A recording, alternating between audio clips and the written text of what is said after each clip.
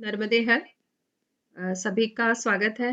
बहुत बहुत हार्दिक अभिनंदन आज के सभी सुनने वाली बहनों का और सभी का स्वागत करती हूँ। कर लीजिए ममता उपाध्याय जी, म्यूट कर लीजिए।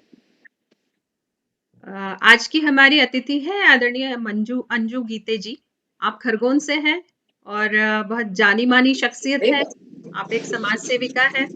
तो इन अखिल भारतीय नामदेव ब्राह्मण महासभा इंदौर इकाई की ओर से आयोजित सखी सहेली कार्यक्रम में आपका अभिनंदन है। धन्यवाद। बाकी सभी लोग म्यूट कर लीजिए, वो हो रहा है। तो ममता जी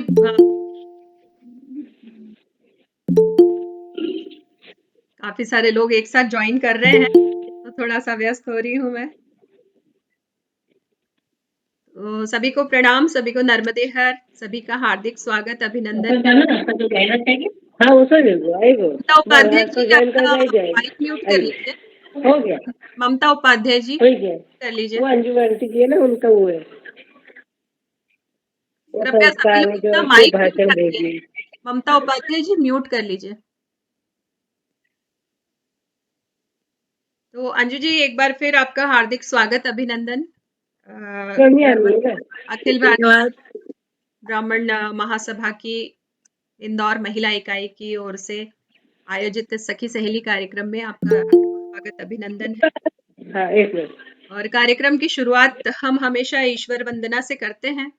तो मैं उमा चौरे जी को आमंत्रित करूंगी और ईश भजन प्रस्तुत करें। तब तक कृपया सभी लोग अपने माइक म्यूट रखें जब आपकी बारी आएगी। और ये जो हम सेशन रखते हैं, इसमें हम पहले अतिथि को सुनते हैं और आखिरी का जो हिस्सा होता है उसमें हम प्रश्नोत्तरी रखते हैं। तब आप तब तक के लिए अपने माइक म्यूट रखें प्लीज। तो बहुत स्वागत है उमा चौरे जी, स्वागत। उमा जी हमारी मेरी छोटी बहन है, मेरी मामा की बेटी हैं और बहुत अच्छी लेखिका हैं और बहुत अच्छी मालवी गीत लोकगीत गाती हैं और बहुत अच्छी गायिका हैं। तो बहुत बहुत स्वागत उमा चौरे जी आपका। और साथ में एक और इनकी खास बात है कि आप बहुत अच्छी चिंतक और विचारक भी हैं। तो उमा बहुत अच्छे सुंदर विचारों की धनी मेरी बहन, बहुत बहुत स्वागत है आपका। आप अपना भजन प्रस्तुत करें, ईश्वर की वंदना करें और हमारे कार्यक्रम का शुभारंभ करें। मैं हमारे अतिथि आदरणीय अंजू जी का हार्दिक अभिनंदन करती हूँ। सभी वरिष्ठ जनों का को सादर प्रणाम करती हूँ और आदरणीय वीणा दीदी को सादर प्रणाम करती हूँ। मैं एक कृष्ण भक्ति का गीत सुना रही हूँ।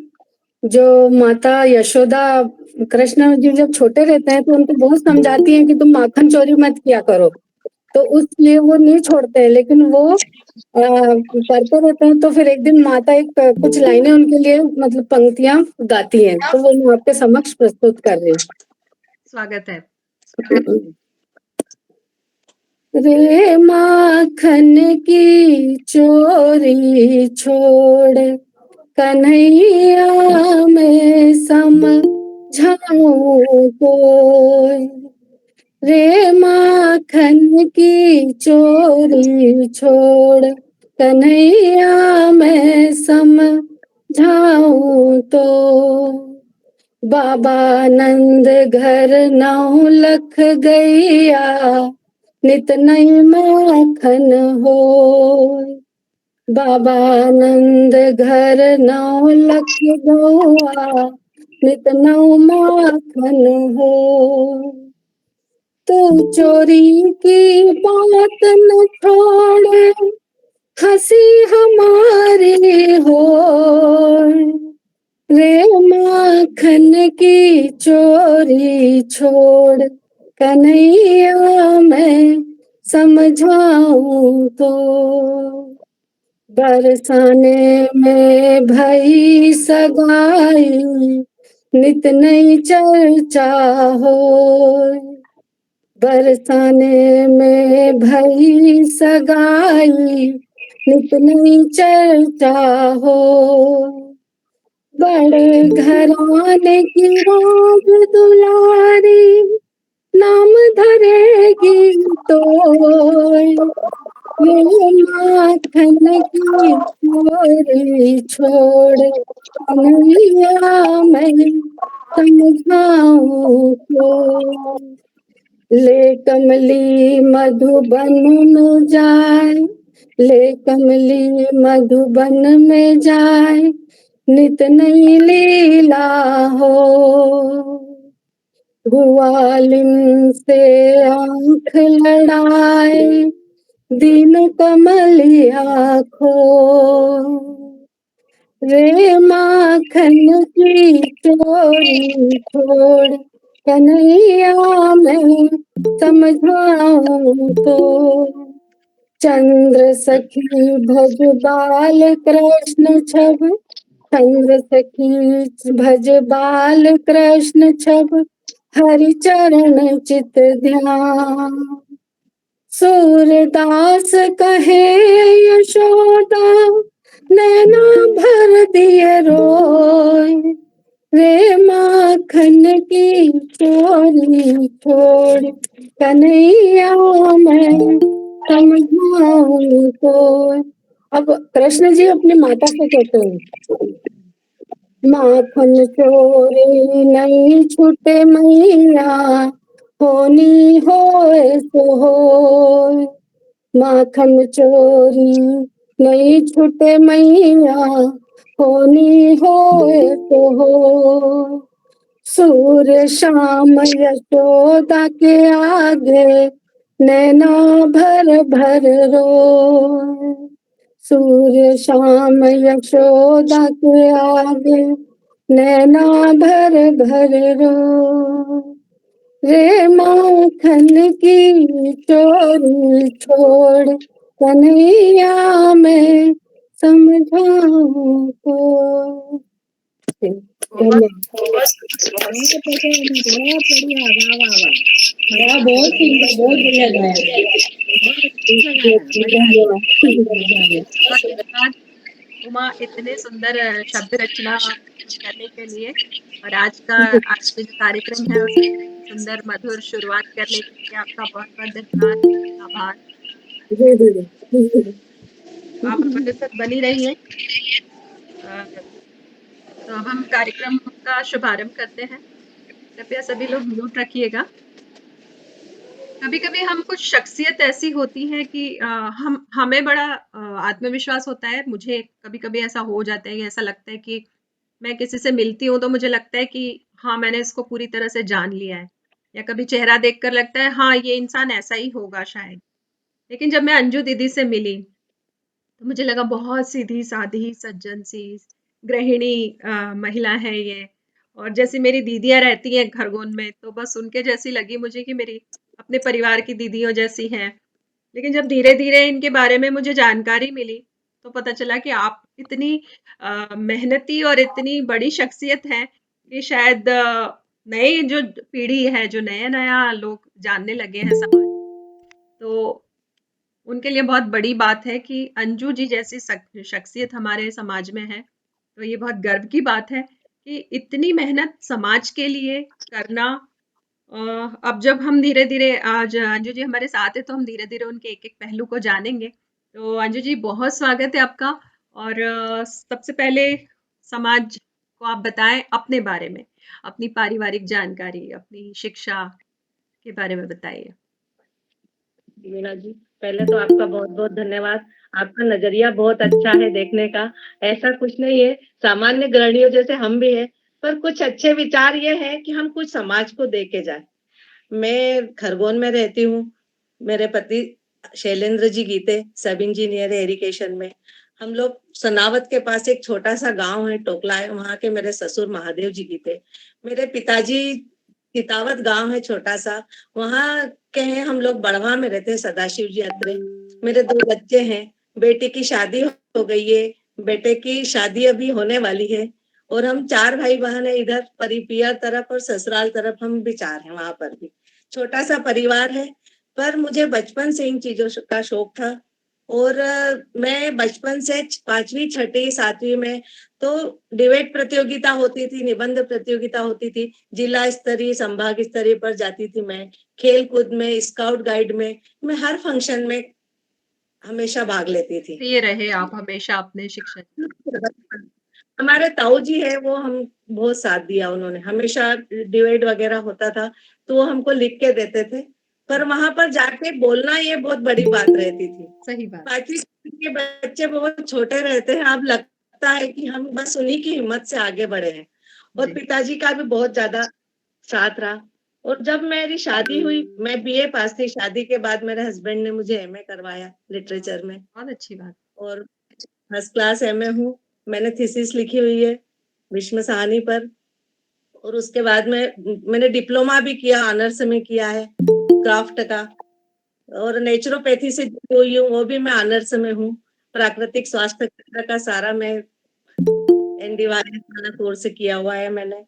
जी। और बस मेरे मिस्टर का सहयोग रहा, तो मैंने उनसे बात कही कि मुझे बस यही है कि कुछ, मुझे शुरू से रुचि है, मैं गाने वगैरह ये देखती रहती थी बचपन में, शादी समारोह होते थे जी। तो मेरे को ऐसा लगता था कि आगे चल के हमको नहीं याद रहा, या ये जो पीढ़ी हमारी दादी नानी वगैरह ये नहीं रही, तो हमें कौन बताएगा ये चीजें। सही बात। तो मेरे मिस्टर ने कहा ठीक है, जॉब करने तरफ से वो मना थी, पर बोले उसके अलावा तुमको जो करना है वो करो। वो फील्ड जॉब में थे, तो बच्चों की परेशानी होती थी। फिर जी। मैंने बुक लिखने का प्रयास किया, तो मैंने अपने 16 संस्कार वाली बुक मेरी ये है।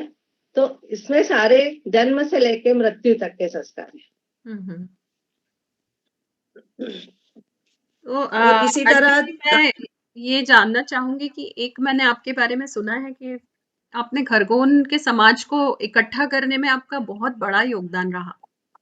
तो मैंने सुना हाँ है दीदी, कि आपने घर घर जाकर महिलाओं को बाहर निकाला है। तो ये प्रेरणा आपको कहाँ से मिली? हमारी कॉलोनी बहुत अच्छी है। यहाँ पर 50-60 समाज के घर है हमारे, जी। और सभी बहनें बहुत अच्छी है, सहयोगी बहनें हैं। हम छोटे छोटे प्रोग्राम यहाँ कॉलोनी में करते थे। फिर 2004 में मुझे यहाँ का अध्यक्ष बनाया गया। तो हमें ये हुआ कि अगर हम कॉलोनी में अगर कर सकते हैं तो पूरे समाज को क्यों नहीं एकत्रित कर सकते। सही। जब तो कोई मोबाइल की सुविधा भी नहीं थी, हम्म।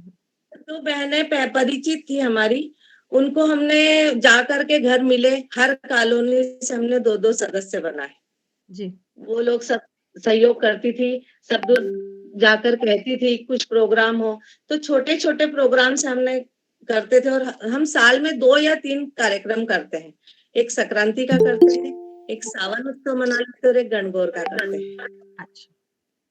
और अब इतने बृहद पैमाने पे कि अभी हमने भागवत भी सबके सहयोग से करी। अच्छा, हाँ, और वो तो काफी चर्चित रही है आपकी भागवत, और उसके वीडियोस देखे पूरे समाज ने तो बहुत सारा। तो अंजू जी, एक बात बताइए, जब आपने ये शुरुआत की समाज को इकट्ठा करने की, तो ये कौन सा समय रहा होगा? ये 2004 की बात है। अच्छा, दो, दो 2004 तो काफी अवेयरनेस की बहुत कमी थी उस समय पे, तो मुझे नहीं लगता कि महिलाएं ज्यादा बाहर निकलना पसंद करती थी। तो आपको करती काफी थी। परेशानियां आई होंगी शायद इसमें। वो मुझे यही लगता था कि अगर मैं कुछ कर सकती हूँ तो हर महिला में कुछ न कुछ प्रतिभा छिपी हुई है। जी। हर बहू शादी के पहले तो बेटियां कर लेती, पर जब वो शादी होके आती तो बेचारी बहुएं मन महसूस के रह जाती है जी। कि शायद हमको ऐसा मंच मिले तो हम भी करें। जी। सही बात। पर मुझे खरगोन में हम 100 महिलाओं का मंडल है, और सभी बहुत अच्छी हैं। बहुएं भी अब साथ में रहती है तो हमको भी कुछ सीखने को मिलता है उनसे। सही बात। खरगोन समाज की तो सक्रियता काफी प्रचलित है, और काफी मस्त है कि वहाँ के लोग बहुत एक्टिव हैं। वहाँ का समाज काफी पुराना है, और ये बड़े हमारे लिए सौभाग्य की बात है कि शास्त्री जी जिन्होंने हमारे समाज की नींव डाली है, वो आपके खरगोन से रहे हैं, और जो हमारे महासभा की जो शुरुआत की थी, वो आदरणीय जानकी वल्लभ शास्त्री जी पंडित जी के द्वारा हुई है, और उनका स्थान रहा है खरगोन। तो एक महती भूमिका रही है खरगोन अ, शहर की, कहेंगे तो। समाज वहाँ का बहुत विस्तृत है, और पूरा फैला हुआ है, और मुझे लगता है हर तीसरा या चौथा घर नामदी समाज का होगा। जी। की शताब्दी दिवस इसीलिए शताब्दी समारोह मना रहे हैं, 100 जी। साल हो गए। जी। सो। तो इसीलिए कर रहे हैं कि यहाँ से शास्त्री जी ने शुरुआत की थी, जी। उनकी गादी यहाँ पर है। तो यहाँ पर शताब्दी समारोह भी यहीं से, अधिवेशन यहीं से किया जाए। बिल्कुल, ये एक बहुत अच्छा अवसर मिला खरगोन को कि ये होस्ट करने का आतिथ्य स्वीकार किया लोगों ने, और वहाँ पर ये इतना बड़ा जन्म शताब्दी समारोह हमारा हो रहा है महासभा का, तो ये बिल्कुल। बड़े सौभाग्य की बात है। तो अंजू जी, मैं ये जानना चाहूंगी कि आपने कितनी किताबें छपवाई हैं अब तक? मेरी 2 किताबें छपी है वीणा जी। एक जी। तो ये संस्कार संचयिका है, और जी। इसके साथ में मैंने छोटी सी ये अंत्येष्टि कर्म की अलग से छापी थी, क्योंकि ये जो विवाह समारोह में कोई भी इसको पसंद नहीं करता, जी। तो मैं इसके साथ इसको देती थी। अच्छा, और एक तो ये अलग सेक्शन रखा आपने उसको पूरी तरह? सेक्शन रखा। जी। अगर कोई विवाह के लिए ले जाता था तो बोलता था नहीं हमको ये वाली नहीं चाहिए, पर हम्म। मैं इसके साथ इसको फ्री देती थी। 2004 में मैंने इसका ओपनिंग किया था। और जी। एक ये व्रत त्योहार वाली, जी। ये शुभ सिद्धि, मेरे बच्चों का नाम है शुभम और सिद्धि। अच्छा, अच्छा। अरे वाह! हाँ। बड़ी बढ़िया बात है। तो अंजू दीदी, क्या उद्देश्य रहा आपका इस तरह किताबों को छपवाने का? क्योंकि जिस समय में आपने किताबें छपवाई हैं, उस समय तो लगभग सभी को आता था, सारे रीति रिवाज त्योहार सभी उस जमाने में सबको आते थे। ये हमारी जनरेशन है जिसको बहुत कम कुछ पता है। तो उस समय में आपके दिमाग में कैसे आया कि इसको छपवाया जाए? रीति रिवाज और संस्कार सभी स्थानों पर है। एक ये रहता है कि मालवा है, निमाड़ है, खंडवा साइड है, थोड़े थोड़े बदल जाते हैं, पर जी। कोई अंतर नहीं आता है, तो हम सब समाज के। बिल्कुल। पर मैं देखती थी कि आज की भौतिक सुख सुविधा में इतना चमक धमक रहता है, तो अपने संस्कार बहुत कम होते जा रहे हैं। हम्म। पंडित भी कहता है ठीक है, ऐसा नहीं तो ऐसा कर लो, हम्म। पर हम ये चाहते हैं कि बच्चों को सारे संस्कार दें। जी। अब वो पहले भी मैं बताया था मैंने कि दादी नानियां, अपनी जो बुआएं रहती थी, मतलब माता के काम के लिए अपनी बुआ रहती थी, तो स्पेशल वो माता का पूरा काम करती थी। हम्म। 10 दिन तक वो घर पर ही रहती थी, हम्म। सारे 17 कर बनते थे। वो अब हमको देखने को नहीं मिलते। सही बात। उसकी जगह छोटा करके इरिद बनाते थे कि वो 5 दिन का या 3 दिन का रहता था। अब तो धर्मशाला में वो चीज भी नहीं मिलती है, सही। तो माता से हम सब वंचित ही रहते हैं ना। पर हम्म। मेरा यही था उद्देश्य कि अपनी जो नई पीढ़ी आ रही है, उसको कम से कम वो कुछ नहीं, वो चीज नहीं कर सके, पर अपने जो छोटे छोटे संस्कार है, हम्म। आप शादी हुई और ये कथा हुई या कुछ भी हो, पंडित आके करवा देगा आपको। पर आपके यहाँ अगर बच्चा हुआ है तो 5वीं 6ठी पंडित नहीं करवाएगा, वो बिल्कुल। हमको ही खुद ही करनी है। सही बात। ही करना। गोद भराई है तो वो हमको ही करना है, कोई पंडित नहीं आएगा। जलवाए पूजना है, दस्तन पूजना है, वो हमको ही करना है। जी। तो जब बच्चे, हम देखते थे कि हमारे बच्चे बाहर जा रहे हैं जॉब के लिए, हम्म। देश से बाहर भी जाते हैं, वहां तो ये सुविधाएं नहीं होती ना, तो कम से कम किताब को देख के वो उतना तो कर लेते हैं ना, हमारे देवी देवताओं को उतना तो पूज लेता है ना। हम ये सोचते हैं 5वीं पूजाते हैं उसमें भी हमारी पार्वती माता का अंश रहता है, 6ठी पूजाते हैं उसमें भी रहता है, जी। जलवायु पूजाते हैं उसमें भी रहता है, हम्म। क्योंकि हमारा शरीर पंच तत्व से बना हुआ है ना। हम्म। तो उसका मतलब ये होता है जल और वायु की पूजा करके हम उस इससे बाहर आते हैं। जी। और जन्म, मरण और परिणय, ये तीनों चीजों में बहुत सारी समानताएं रहती है। अच्छा, हाँ। तो हम ये संस्कारों की तरफ हम आगे बढ़ते हैं। उससे हम्म। पहले मैं जानना चाहूंगी, एक बहुत कठिन काम है कोई भी चीज को प्रिंट करवाना। आदरणीय अतुल केशरे भैया जी आए हैं आज हमारे साथ, तो वो भली भांति परिचित होंगे। अतुल जी। भैया प्रणाम, बहुत स्वागत है आपका। तो वो जानते हैं, वो परिचित हैं कि प्रिंटिंग का काम बड़ा मुश्किल होता है।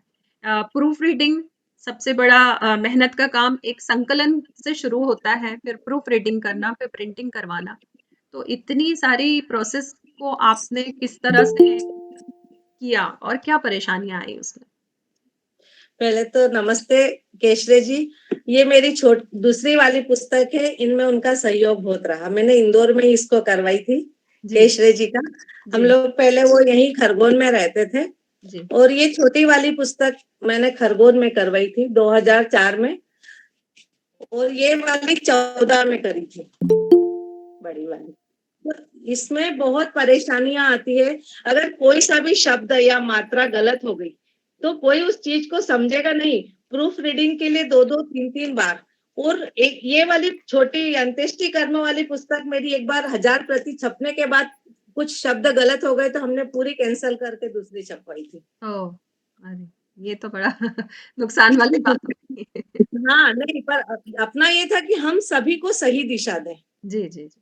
बहुत, बहुत कोई सुंदर। गलत कार्य नहीं करे। हुँ, और ये वाली पुस्तक में यही था, मैं यहाँ पर हमारे जो परिचय अपने समाज के थे, एक शर्मा जी है, बम्बई बाबू के नाम से परिचित है। जी। उनके यहाँ जो दादी थी, उनको सारे संस्कार इतने अच्छे से आते थे, व्रत त्योहार इतने अच्छे से आते थे। वो हमेशा मिलते थे तो वो यही कहते थे कि मेरे पास जितना है वो आप ले लो, मैं मर गई तो किसी को कुछ नहीं मिलेगा। तो उनसे मैंने प्रेरणा लेके ये पुस्तक में सारी, उन्होंने मुझे सहयोग बहुत दिया है। पद्मा शर्मा की सासू माँ जी, जी। बहुत सहयोग दिया है। मेरे बच्चे छोटे छोटे थे वीणा जी, पर मैं बड़ी मुश्किल से वहां जाती थी, 2-2 घंटे 3-3 घंटे वो मेरे को देते थे दादी, जी। जब मैंने जाके ये पुस्तकों का संग्रह किया है इसमें सारी चीजों का। जी, जी, जी। ये तो और बहुत मेरा नया संस्करण में सोच रही हूँ जी। कि उसमें और जो कुछ अपने को ऐसा लगता है कि जो नहीं है, हुँ, हुँ। उसके साथ में नया संस्करण लाना चाहती हूँ। बहुत शुभकामनाएँ अंजू जी आपको। और हमारी पद्मा भाभी की जो सासू जी हैं उनको सादर नमन और प्रणाम करती हूँ मैं पूरे समाज की ओर से कि उन्होंने आपका इतना बड़ा सहयोग किया। ये अ, उनके उनका जो ज्ञान है वो आप बाँट रही हैं और आपके भी बस कोशिशों को, आपके प्रयासों को भी नमन है। बहुत ये एक पर्वत हिलाने की तरह का काम होता है। तो बहुत अगला आगे हम नए सुधारों के साथ में रहें। ये अंत्येष्टि कर्म वाली मीरा जी पुस्तक है। जी। ये अपने समाज में तो पंडित रहते हैं, यहाँ सब रहते हैं जेंट्स लोग, पर दूसरे समाज वाले ले जाते हैं और वो इससे करते हैं, और वो मुझे बाद में कहते हैं तो मेरे को बहुत खुशी होती है, बोले हमने आपकी बुक में से देख के सारा किया क्या बात। कार्यक्रम।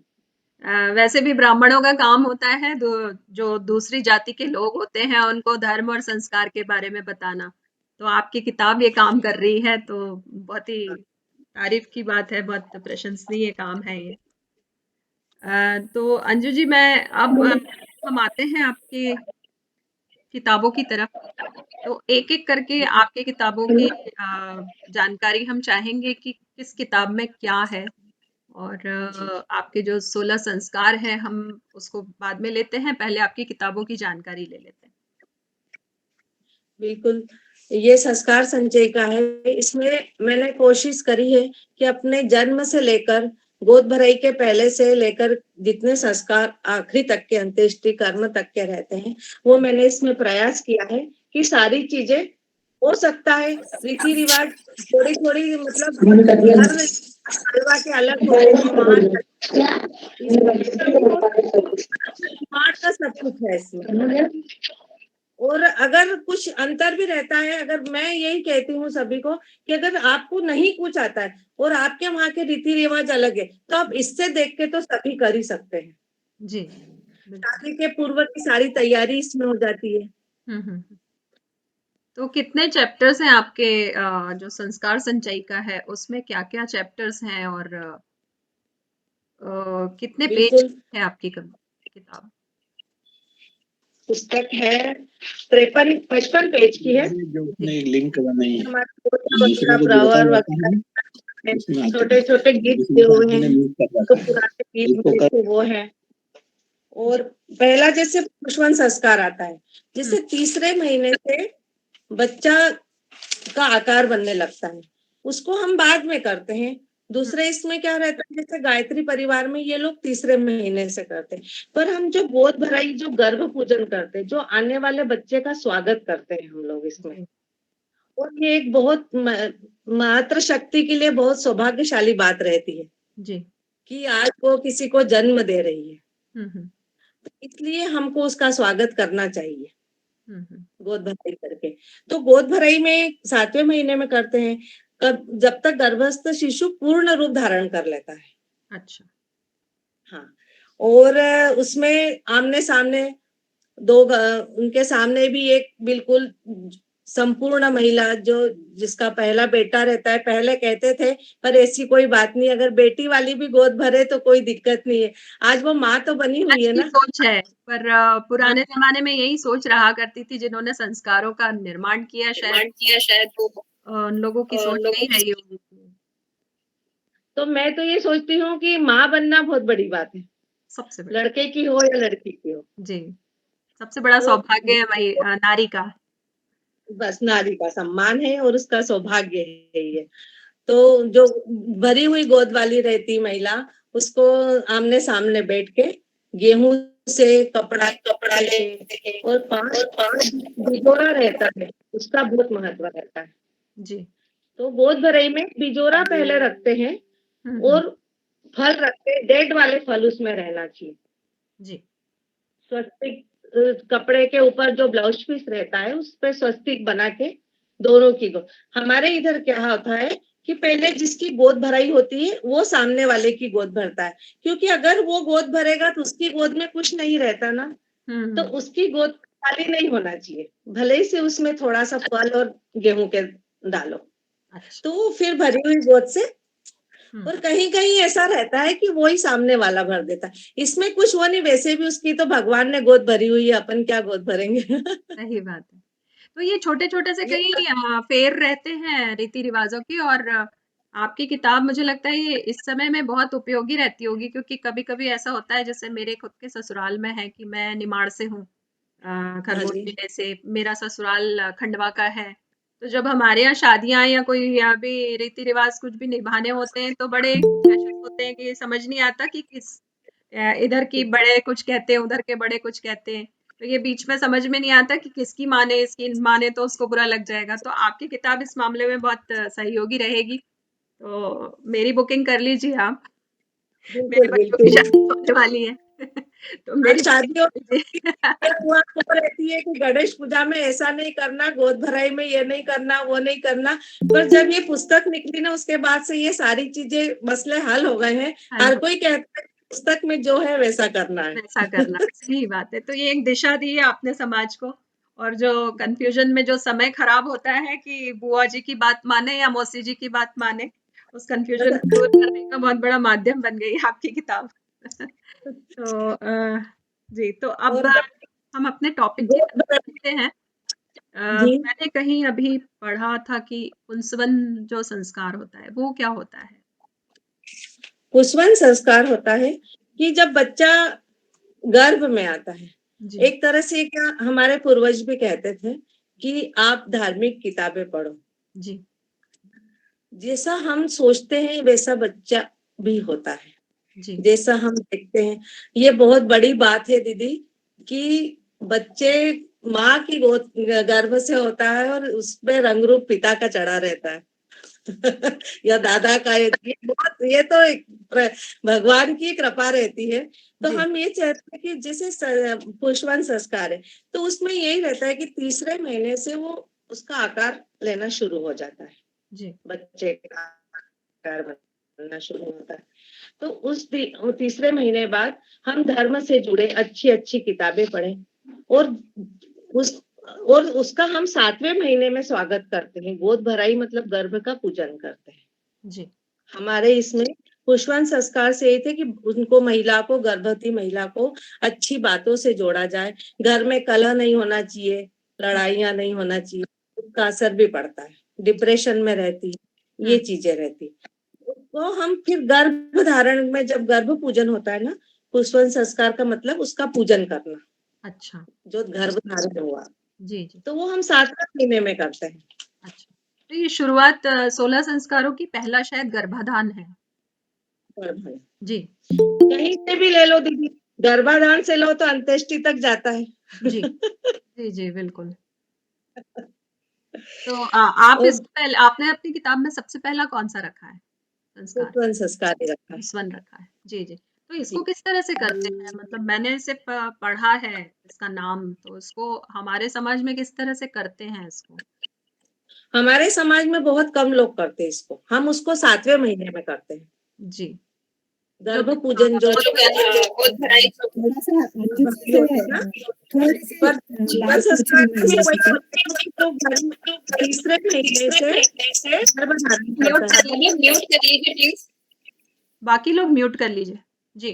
तीसरे जी महीने से बच्चा पूरा आकार लेने शुरू होता है।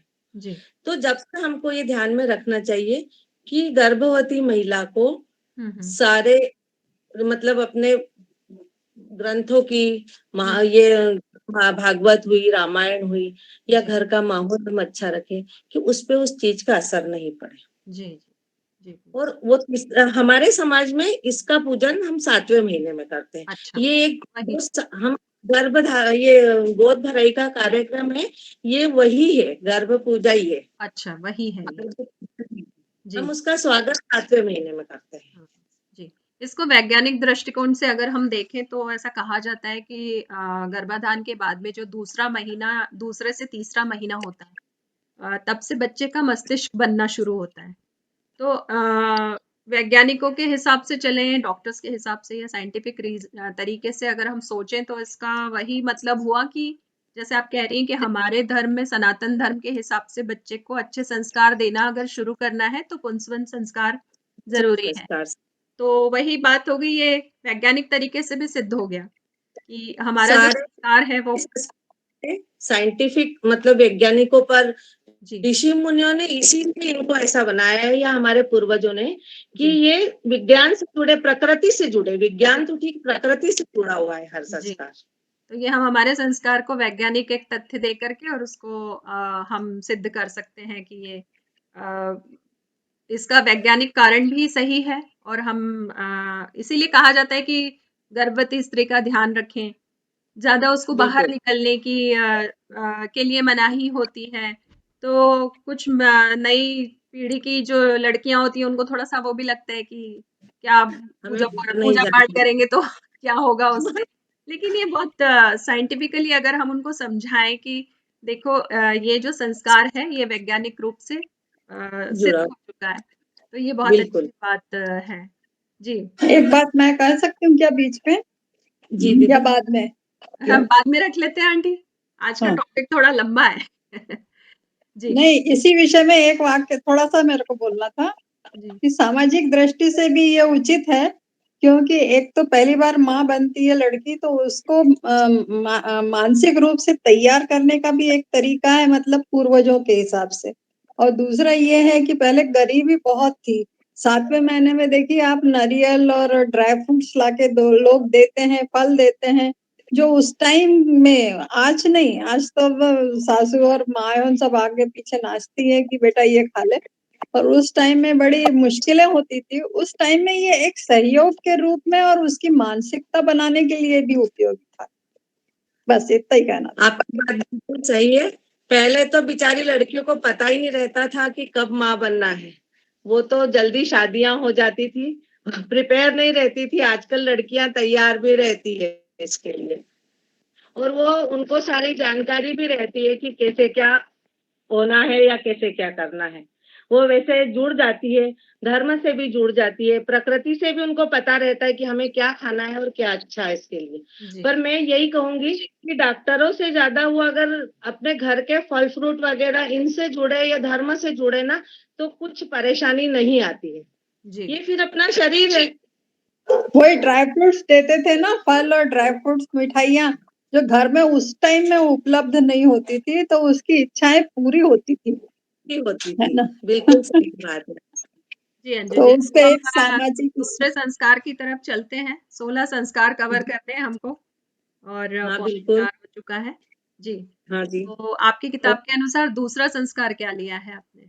दीदी, पहला दिन जैसे बच्चा होता है जी तो हम उसके कान में ओम का उच्चारण करें, जी और चांदी की तीली से शहद देते हैं। जी। चांदी को, सब चारों धातुओं में चांदी को सर्वश्रेष्ठ माना गया है। हम्म। तो अगर उसको, शहद में सभी फूलों का रस रहता है, इसलिए वो शुद्ध है, जो भगवान को भी चढ़ता है। प्रकृति का बनाया हुआ मिठाई है वो, समझो बिल्कुल। प्रकृति की बनी हुई मिठाई है वो। तो हम जी बच्चे को सबसे पहले वो देते हैं।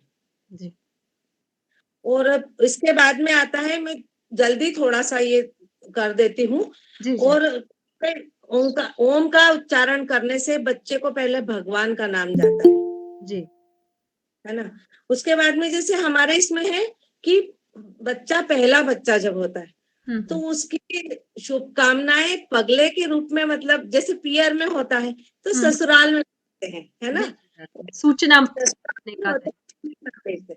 पहले ये दूरसंचार के साधन नहीं थे, हम्म, तो गाँव का नाई ले जाता था, जी खुशियाँ जैसे रहती थी ना, तो जी शक्कर की पुड़िया बना के, और वो एक छापा होता था उस पे छाप के जैसे ले जाते थे, जी ये रहता है।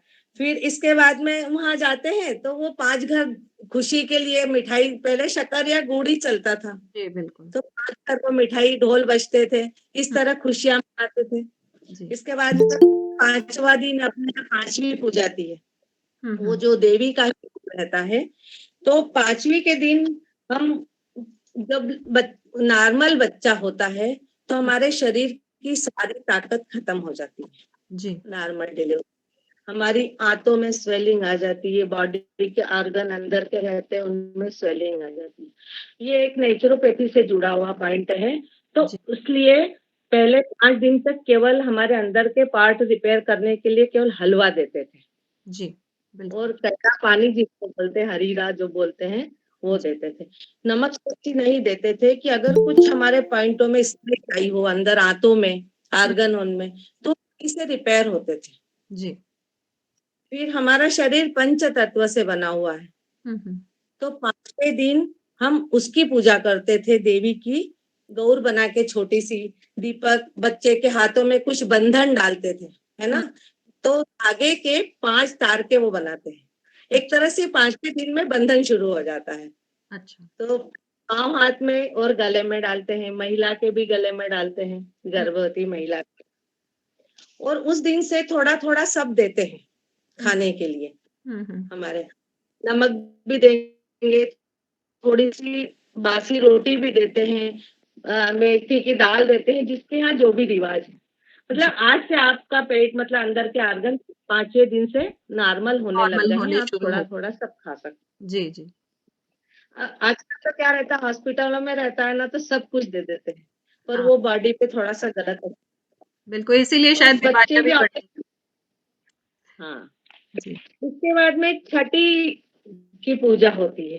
हम्म, तो ये हमारे एक थोड़ा सा धर्म से जुड़ा हुआ है, जी कि छठ, कार्तिक स्वामी की 6 माताएं थी, हम्म, तो 6 माताओं ने पाला था, तो उनको वरदान मिला हुआ है कि बच्चा, जो भी बच्चा होगा, तो छठी के दिन पूजा होगा तो वो देवी का आशीर्वाद मिलता है।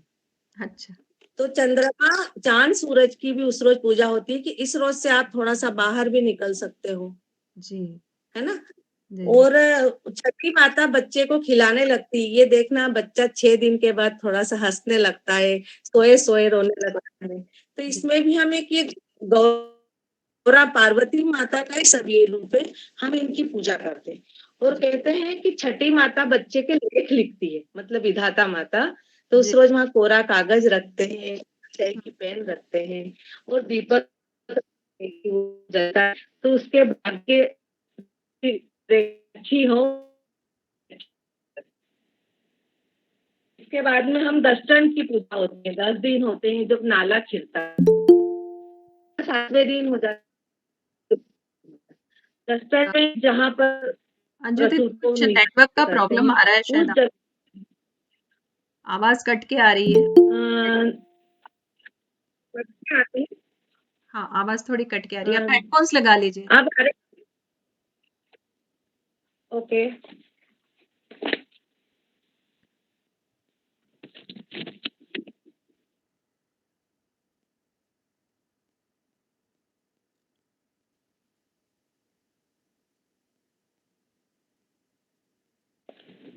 हेलो हेलो, सभी को नर्मदा है प्रणाम। अंजू जी हाँ जी जी, आवाज को भी म्यूट रखिए। म्यूट रखिए। कार्यक्रम के आखिर कार्यक्रम में के हम आखिर बातचीत में हम का बातचीत का पार्ट रखेंगे, पार्ट तब हम रखेंगे, तब हम बात कर लेंगे। जी अंजू जी जी अंजू जी, म्यूट। आवाज आ रही है? आवाज आ रही है? हाँ अंजू दीदी। हाँ अंजू दीदी। अंतिम जी म्यूट अंतिम कर जी म्यूट कर लीजिए। इसके बाद में हम दस्तन पूजा, जहाँ प्रसूति महिला गर्भवती नहाती है, उस स्थान की भी हम स्वच्छता के कारण पूजा करते हैं। और वहां पर किसी के यहाँ वहाँ दस्तन माता जैसे बनाते हैं, तो आटे की लोई किसी के यहाँ आटे की बनती है, कोई खिचड़ी की बनाता है। जी। वो दीपक बनाते हैं छोटे छोटे, उनकी पूजा की जाती है। इसका ये रहता है कि हम आज से बाहर जाना करना, ये थोड़ा बहुत काम सूतक निकल जाता है। दस्तन पूजा मतलब एक जो उत्तर उसका भी साइंटिफिक कारण रहता है कि आजकल क्या रहता है कि बच्चे को हॉस्पिटल में रहते हैं तो उनको आईसीयू में कर देते थे। इसका यही मतलब था कि वो आईसीयू था 7 दिन तक का, किसी को छूने नहीं देते थे इन्फेक्शन का खतरा कि होता बच्चे को इन्फेक्शन का खतरा होता था। आजकल इन चीजों को हम मानते नहीं थे, पर पुरानी बातें बहुत सही थी कि 7 दिन तक पर्दे में रखते थे, इन्फेक्शन नहीं हो, बच्चे को भी नहीं हो, उस महिला को भी नहीं हो। घर के पुरुष ये रहता चेहरा ना देखें, इसका मतलब यही था कि आप बाहर जाते हैं, आपके शरीर पर, आपके कपड़ों पर बैक्टीरिया वायरस होते हैं, जब बैक्टीरिया रहते हैं, बच्चे के पास वो ना नहीं, जाए। तो उसको ना धर्म जाए, तोड़ के ये कर दिया गया कि चेहरा ना देखें, लेकिन उसके बस पीछे वैज्ञानिक कारण था। वैज्ञानिक कारण है जी कि हम बच्चे को बार बार उठाए नहीं। जी आजकल बच्चे को मतलब प्यार भी करते हैं ना, मैं तो हमेशा ही कहती कि कभी भी बच्चे को गाल पे मत करो, हाथ पे करो। बैक्टीरिया बहुत जल्दी फैलते हैं उससे, बहुत नाजुक रहता है। नाजुक रहता है बच्चे। इस तरह हम दस्तन माता की पूजा करते हैं। जो हमारी पंच आरती रहती है वही सामान उसमें रहता है, दीपक रहता है। जी और छठी के रोज, जैसे 5वीं के रोज, छठी के रोज से अजवाइन खाना शुरू कर देती है महिला। और वो जो सोप आती है, भैंसा मतलब बड़ी सुआ सोप बोलते हैं उसको, हाँ हाँ भैंसा, वैसा उससे वही रहता है कि वो जो खाती है वो हजम हो जाए और बच्चे को तकलीफ नहीं हो। जैसा वो खाएगी वैसा ही बच्चे को असर होगा। बिल्कुल। इस इसके बाद जलवायु की पूजा होती है। तो हम्म जलवायु, जल और वायु, हम्म जलवायु पूजन का अर्थ क्या होता है? आप जल की और वायु देवता की पूजा करते हो। आप घर से बाहर निकलते हो तो जल भी वरुण देवता है, तो बिल्कुल। वहां इसीलिए या तो घर में सुविधा हो जहाँ अपन मटके वगैरह रखते हैं, या कुआं, पहले कुएं पे जाते थे पूजने, ऐसा रहता। तो हम इसके बाद हमारा शरीर इस लायक हो जाता है 12-15 दिन में कि हम घर से बाहर निकलते हैं। सूर्य की किरण हमको लग सकती है तो कोई दिक्कत नहीं होगी, हवा भी लगेगी तो हमारे शरीर में कोई परेशानी नहीं होगी। सही। ये सारे वैज्ञानिक कारणों से जुड़े हुए रहते हैं। तो और जो मैंने बताया था कि जन्म, मरण और परण, तो जो हम जलवायु के टाइम पर वो रखते हैं सिर पर। अब तो लोटे रखते, पहले छोटी छोटी सी मटकियां रखते थे। अच्छा। हाँ, और जलवायु में जो हल्दी के हाथे देते हैं 5, है ना, इससे हम नए जीवन में प्रवेश करते हैं। हेलो,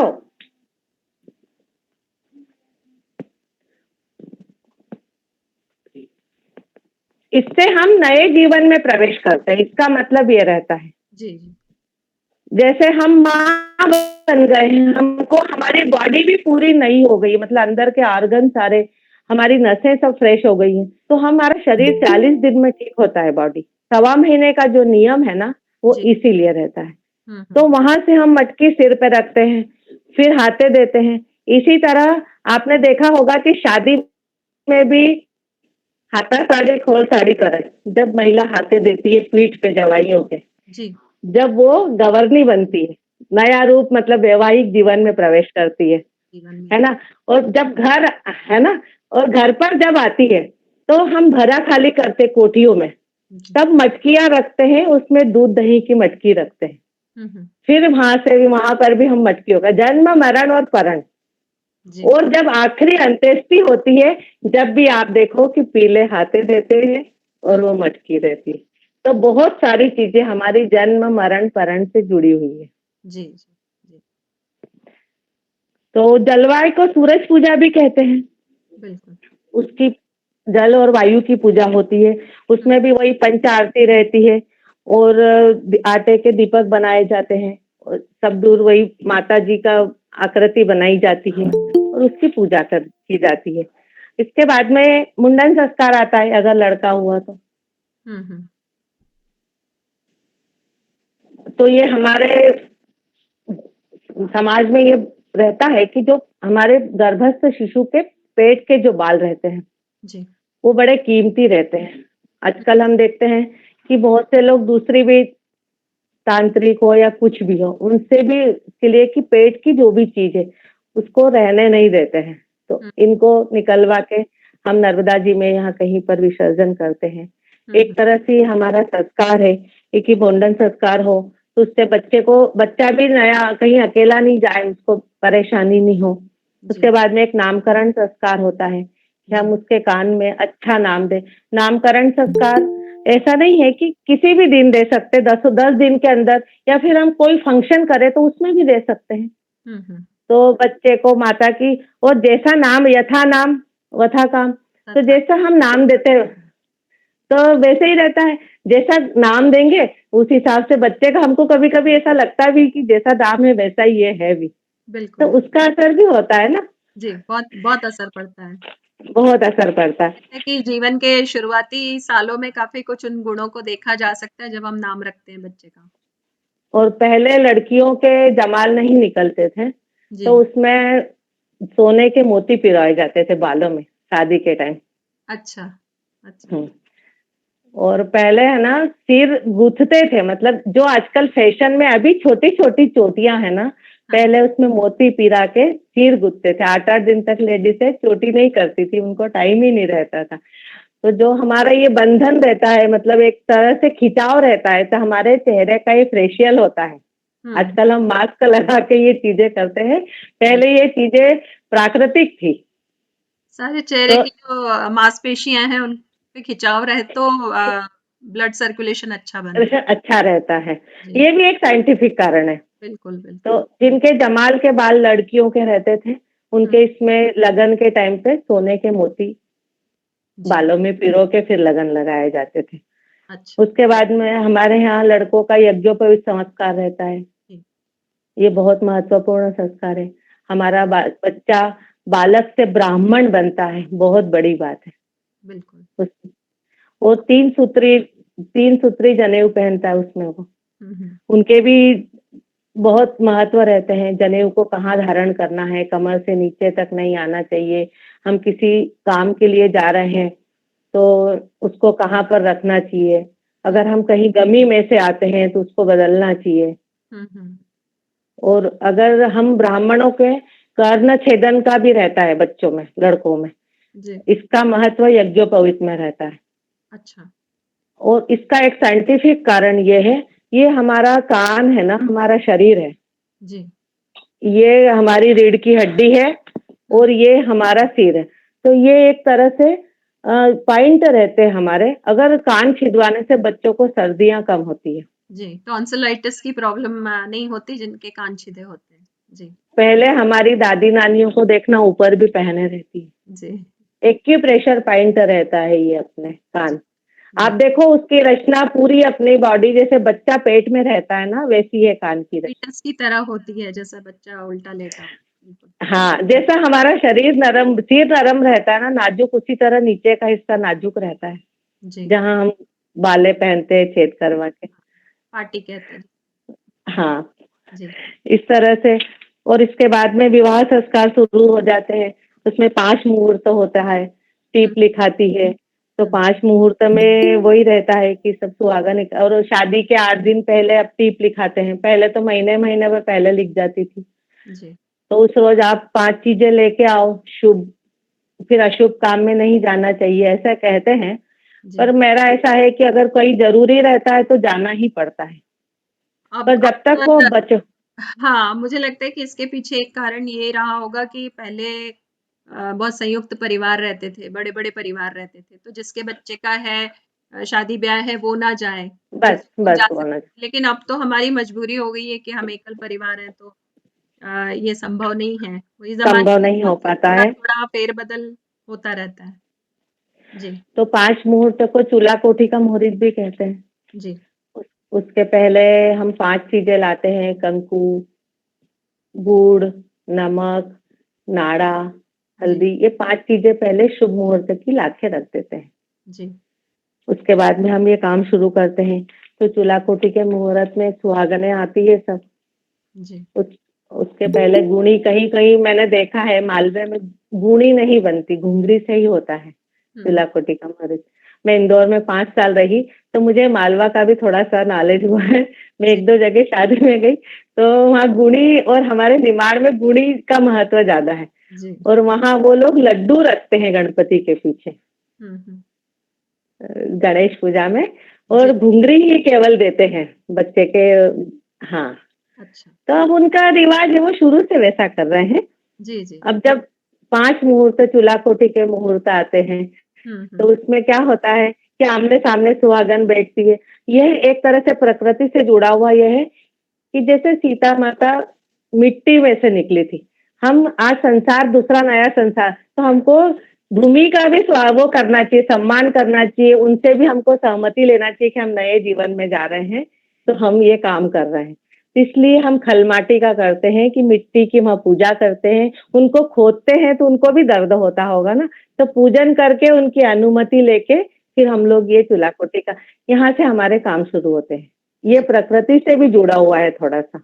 जी। तो यहाँ से हम शुरुआत करते हैं चूल्हा-कोठी की मोहरी, उसके बाद में शीतला माता पूजन होता है। हुँ। वो शीतला माता में हर कहीं-कहीं बच्चों को गले में लाल कलर की वेल धागा बंधा हुआ रहता है, जो अष्टमी नवमी पे माता के इसमें हुँ। हर अष्टमी नवमी पे हम बदलते हैं। तो लड़के का जनेऊ के टाइम पे शीतला माता के वहाँ रख देते हैं और हुँ। लड़की का शादी के टाइम पे रखते हैं। हुँ। शीतला पूजन जाओ, शीतला पूजन का भी अपने आप में ये महत्व है कि हमारे काम शीतलता से सारे अच्छे हो जाए, हम देवी से प्रार्थना करें, जी, है ना? तो वहाँ से शीतला पूजन अपनी स्वेच्छा से जो भी हमसे बनता है वहाँ माता जी को चढ़ाओ, पंचा आरती तो सब दूर रहती है, जी। कंकु, हल्दी, अबीर, गुलाल ये तो सब रहता ही है। हुँ। और बेटी की शादी में वहाँ माला वेल रख के आना, उसके बाद में अपने सारे काम शुरू हो जाते हैं। गणेश पूजा की तैयारी होती है। गणेश पूजा में भी कहीं लड्डू बनाते हैं और सुवाई गुड़ी बनाते हैं। जी, वो अपनी स्वेच्छा से रहता है। कोई घी में तलता है, कोई तेल में तलता है, सुवाई गुड़ी ऐसा कुछ नहीं है, अपनी स्वेच्छा से रहता है। पर ये रहता है कि गणेश पूजा में कहीं-कहीं क्या रहता है 7 गणपति बनते हैं और कहीं 9 बनते हैं। कोई लड़के की शादी में जैसे खंडवा तरफ का थोड़ा-सा मुझे इतना नॉलेज है। पर 9 विनायक और 10 दीपक बनाते हैं। जी, विनायक मतलब गणपति आटे के जो बनते हैं, जी, वो। और एक हम पीतल का बीच में रखते हैं। हुँ। उसके सहित 10 हो जाते हैं जी, और एक कोने में 5 लड्डू बड़े-बड़े रखते हैं। वो पार्वती माता का स्वरूप, गौर का स्वरूप रहता है। जी। तो 5 आंटी, रखते हैं ये ना। हम गणेश पूजा तक पहुँच गए, तो अब मैं चाहूँगी कि आपकी आवाज़ में एक आध गीत हो जाए, लोकगीत, पुराना कोई। बिल बिल्कुल।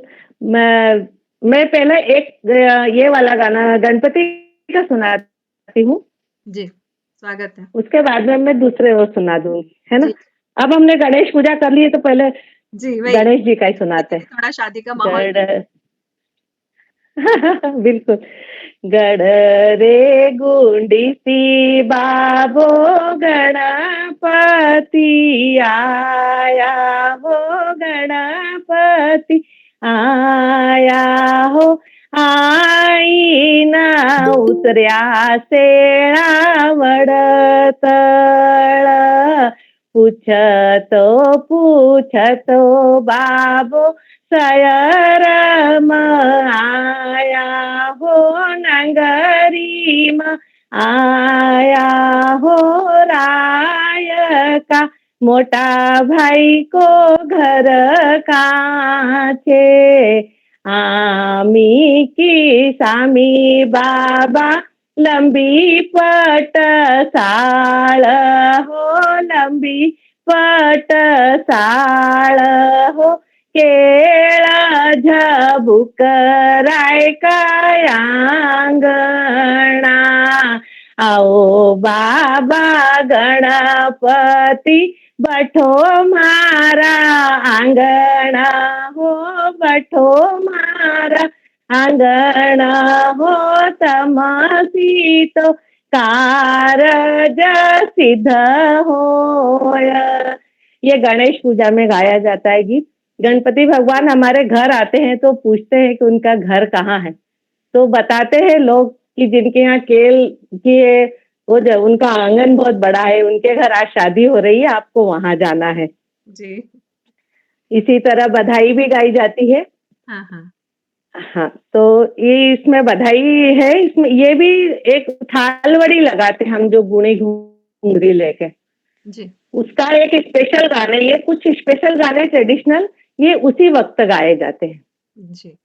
तो एक दो लाइन में उसकी भी सुनाना चाहूंगी। बिल्कुल, बिल्कुल दीप भरी श्रीखंड थाळ भरी मोती हो, थाळ भरी मोती हो, एकरो लईन मोठी बहीण संचर्या, हासी हासी रळई रळई मोठा जवई पूछ हो, मोठा जवई पूछ हो, एतरो लईन गोरी कहाँ जाओ, हमारा पिताजी घर गणेश वधाव होई वधा होए तरी देर हो साहेब जी वहां लागी। ये थालवड़ी का स्पेशल गाना है। अब हाँ, कुछ शब्द कहीं कहीं शब्दों का थोड़ा हो जाता है वो, जी। तो ये गणेश पूजा अपनी हुई है, थालवड़ी भी लग गई है। बढ़िया, बहुत अच्छा लगा। बढ़िया अभी तो माहौल। शादी का बिल्कुल। आपके शादी आपके का माहौल गाने भी चल रहा है। बिल्कुल माहौल चल रहा है और आपके गाने सुन के कहीं जैसे कहते हैं ना सबकॉन्शियस माइंड में बचपन में जो सुने हैं दादियों को, नानियों को गाते हुए तो वो गाने कहीं याद जी, क्या हाँ, अब हम आगे बढ़ते हाँ, ये हाँ, अब मंडप का आता है। जी, तो मंडप का काम पंडित जी अपने करवाते हैं, पर हमको उसकी तैयारी करना पड़ती है कि उसमें एक वंश की बेल रहती है, मतलब जो वांस के ऊपर कुछ हम वंश की बेल बांधते हैं, जिससे हमारा वंश आगे तक चले। वांस का भी मतलब प्रकृति से जुड़ा हुआ है कि ये बिल्कुल हमारे वंश के लिए ही रहता है। जैसी उसमें स्टेप रहती उसी तरह हमारा वंश भी आगे बढ़ता जाए, आगे बढ़ जैसी गठाने रहती है। तो उसमें तांबे के लोटे में चांदी, पैसा, सुपारी कुछ भी रखो, चांदी का रज रखो, थोड़ी सी घुंघरी रखो, अंगूठी रखो, जी, और उसको एक कोने में पंडित जी बंधवाते हैं। हुँ, उसका सारा परिवार उनको उसको वंश की बेल को लाता है, उनको बांधते हैं। इस हुँ, तरह हमारी मंडप की पूजा शुरू होती है। मंडप में सब हवन वगैरह, ग्रह शांति होती है कि जो बच्चे नए जीवन में प्रवेश कर रहे हैं उनका जीवन अच्छे से रहे। और मैं एक मंडप का गीत ट्रेडिशनल स्पेशल सुनाती हूँ। बिल्कुल स्वागत है। हाँ, हाँ, तम कवर जो भोला चंद्रमा, हाँ तम कवर जो भोला चंद्रमा, सूर्य देव की होड़ मात जाओ, जड़ाओ कोरे मांडवो, हाँ तम कवर जो भोला चंद्रमा, वो तो तप नवखंड पृथ्वी, सूर्य देव का बोल रहे हैं, वो तो तप नवखंड पृथ्वी, समरित शीतल छाव, जड़ाव कारे मांडवा। इसी तरह हमारे परिवार के भाइयों के नाम लिए जाते हैं कि बड़ा भाई की होड़ मत कर,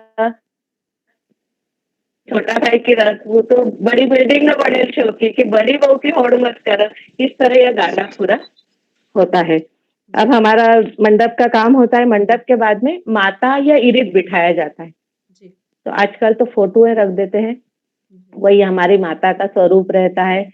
उसी के सामने हम गुड़ घी खा लेते हैं और देवी की मानसिक पूजा कर लेते हैं कि हमारे सारे कार्य अच्छे हों। जी, पर माता को आम की जो पटिया रहता है जिसपे गणेश पूजन होती है, और वो गणेश पूजा का जो पटिया रहता है आम का, वो अखंड रहता है, उसमें कहीं जोड़ नहीं होना चाहिए।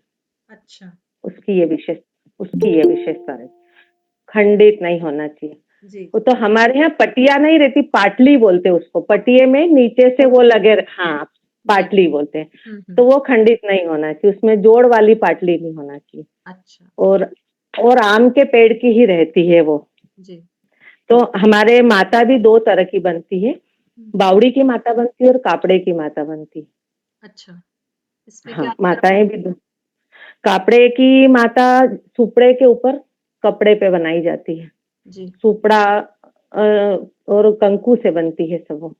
अच्छा। और उनके बहुत सारे नियम रहते हैं दीदी, 17 कर बनते हैं, सबके अलग-अलग रहते हैं। हुँ, और हुँ, वो वहीं पर गीले-गीले ही बनाना पड़ता है सारा। और अच्छा, वहाँ का कुछ भी सामान बाहर भी नहीं आता, अगर बच जाता है तो ऐसा कमरा रहता है, कच्चा रहते थे पहले कि वहीं गड्ढा खोद के उसका भंडारा करना पड़ता था।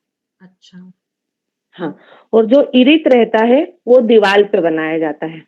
जी, उसमें देवी का रूप फूट में से बनाते हैं ऐसे। जी। और हुँ, ये माता का स्वरूप ऐसा रहता है। अच्छा। हुँ, हुँ, इसमें सब चीजें उसी हिसाब से रहती है कि हमको आम के पत्ते भी 34 ही लेना पड़ते हैं, तांबे के डबल पैसे रहते हैं उसमें, हुँ, 17 ही लेना पड़ता है, 17 सब चीजें रहती है।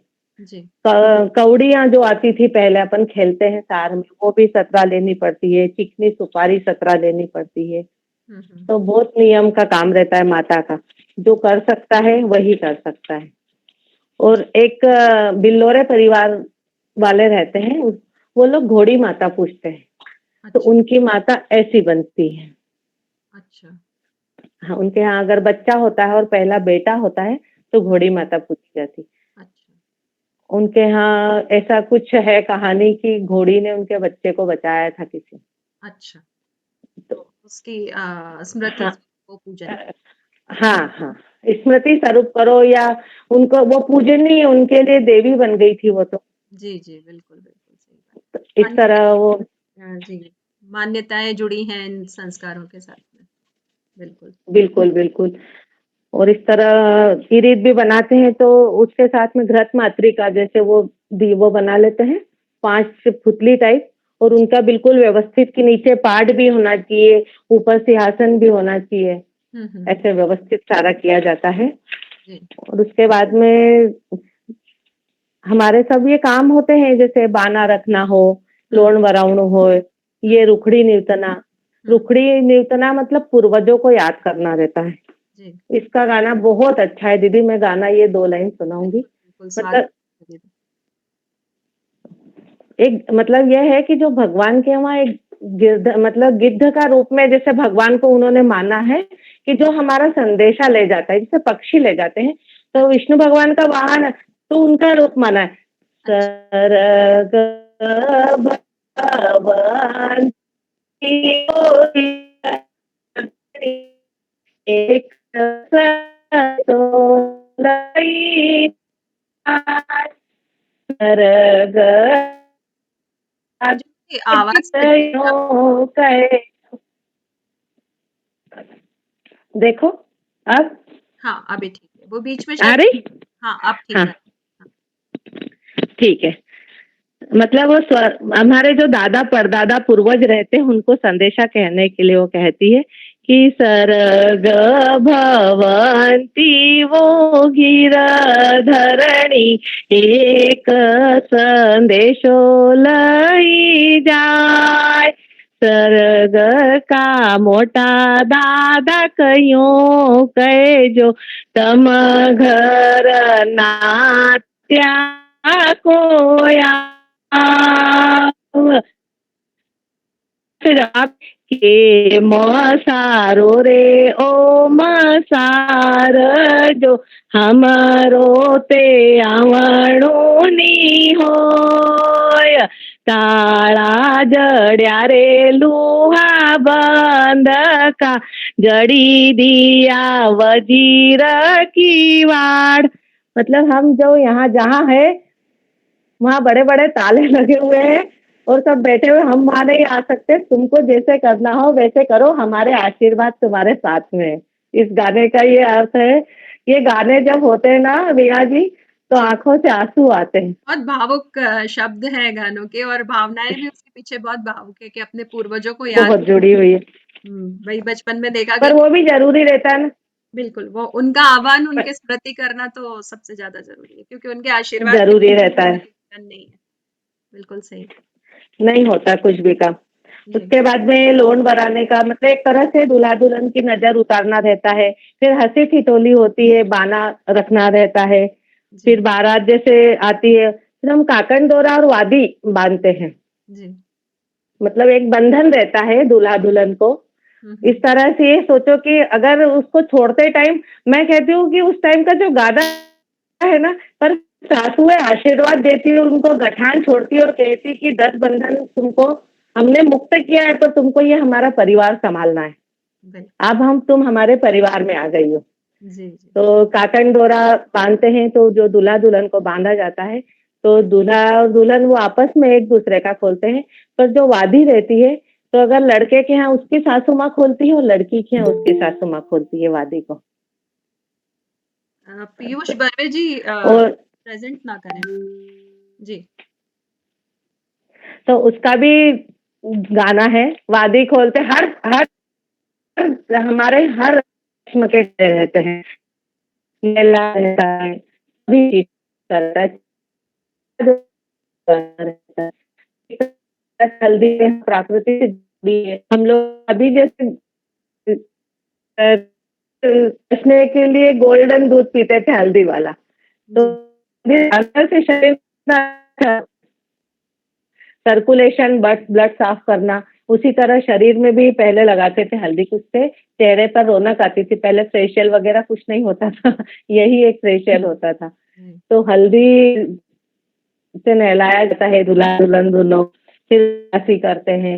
मंडप का अपने आप में महत्व रहता है, हर मंडप रहता है, उसको देवी माना जाता है। जी। मंडप में बहुत से लोग कहते हैं कि ऐसे वैसे व्यक्तियों को मंडप में से नहीं निकलना चाहिए, जो छाया पड़ना, जो पीरियड से हो, ये चीजें अपने आप में महत्व रखती है, शुद्धि क्योंकि बनाए पहले हरे बांस रहते थे वहाँ, जी। शुद्धि बनाए रखना चाहिए। हुँ, हुँ।